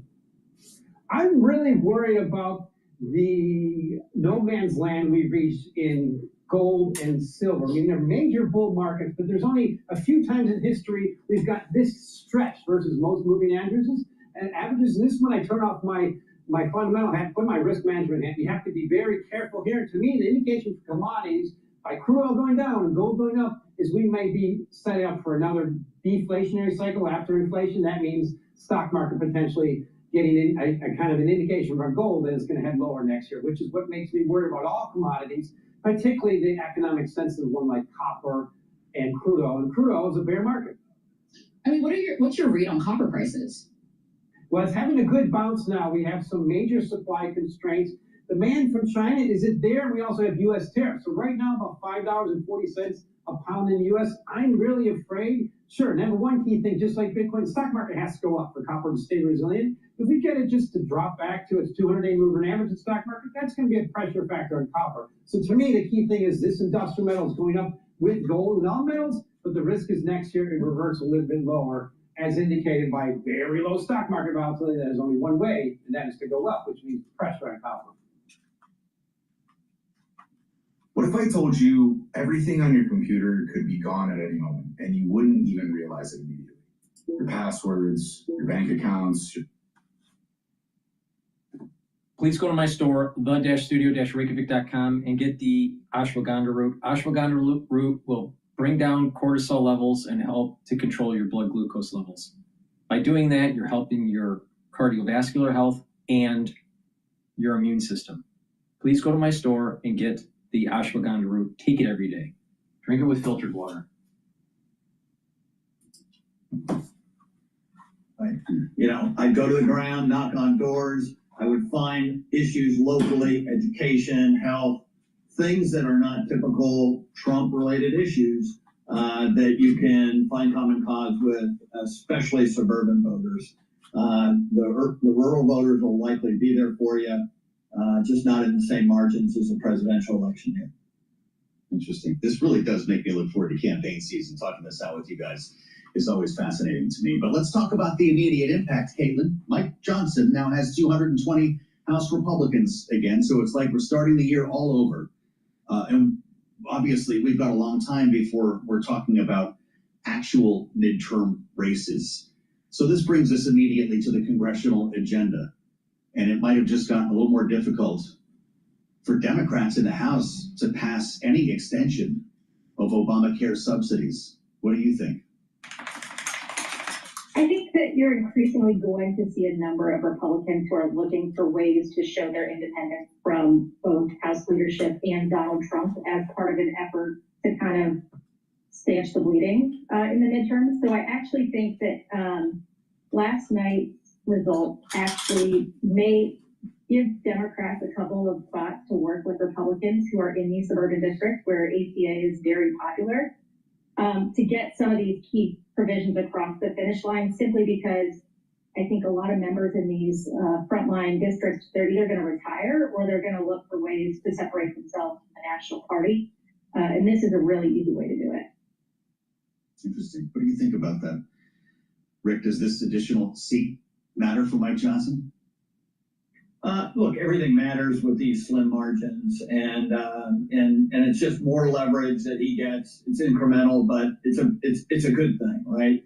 I think Republicans really have to figure out how to get out of this trap, because the trap is they look like they are stopping healthcare from reaching Americans without a plan to replace it with anything. And as much as I like Senator Cassidy, the idea that we're going to just, give people another health account is not going to cover it with the voters. So if I were Republican strategist, I'd be finding an exit door fast to get this done before the end of the year, so that you can look at next year without having to talk about this all day long. Well, that sounds like an opportunity for Democrats, Galen. What do you think? I agree. I think Rick should take over all strategy for the Republican Party these days. It didn't work out. I don't think that's an endorsement, Rick. Yeah, he had that job. I agree with everything. Let's not go too far. In our remaining moment, Caitlin, the point that you made with regard to Tennessee about nationalizing the race, the fact is, the Democrat in this case, Afton Bain, was called the AOC of Tennessee. President Trump said she hated country music and she despised Christians. Isn't that national politics? Yeah, and I think, part of what's challenging is that when you look at the Senate map, when you look at some of these frontline districts, you have, either primaries or candidates where you're choosing between somebody with local roots and local experience where people know them, they know what they stand for, and candidates that are more popular online, and we should be opting for the former. Well, this is a great conversation, and I appreciate both of your insights. Caitlin Legacki and Rick Davis together as our great panel today for the Wednesday edition. Thank you. Coming up, we're going to talk to former Republican Congressman Kevin Brady and the two gentlemen who helped to negotiate. Please go to my store, the-studio-reykjavik.com, and get the turmeric. Turmeric will soak up free radicals, bring down inflammation. That will help with your immune system and your cardiovascular system and your brain function. By bringing down inflammation, you're reducing plaque formation at the vascular level. By bringing down inflammation, you're helping your immune system. By bringing down inflammation around your neurons, you're helping the health of the neuron and the myelin sheath. So please go to my store and get the turmeric. That's the end of my broadcast. Thank you for watching. I greatly appreciate it. Please go to my store, the-studio-reykjavik.com. Stack these different supplements the way I've mentioned in this broadcast, and you will slow down the aging process and get healthy. But it's a holistic approach. It's about proper diet, exercise, proper supplementation, proper sleep, mindfulness. It's a holistic approach. Thank you for listening and have a nice day.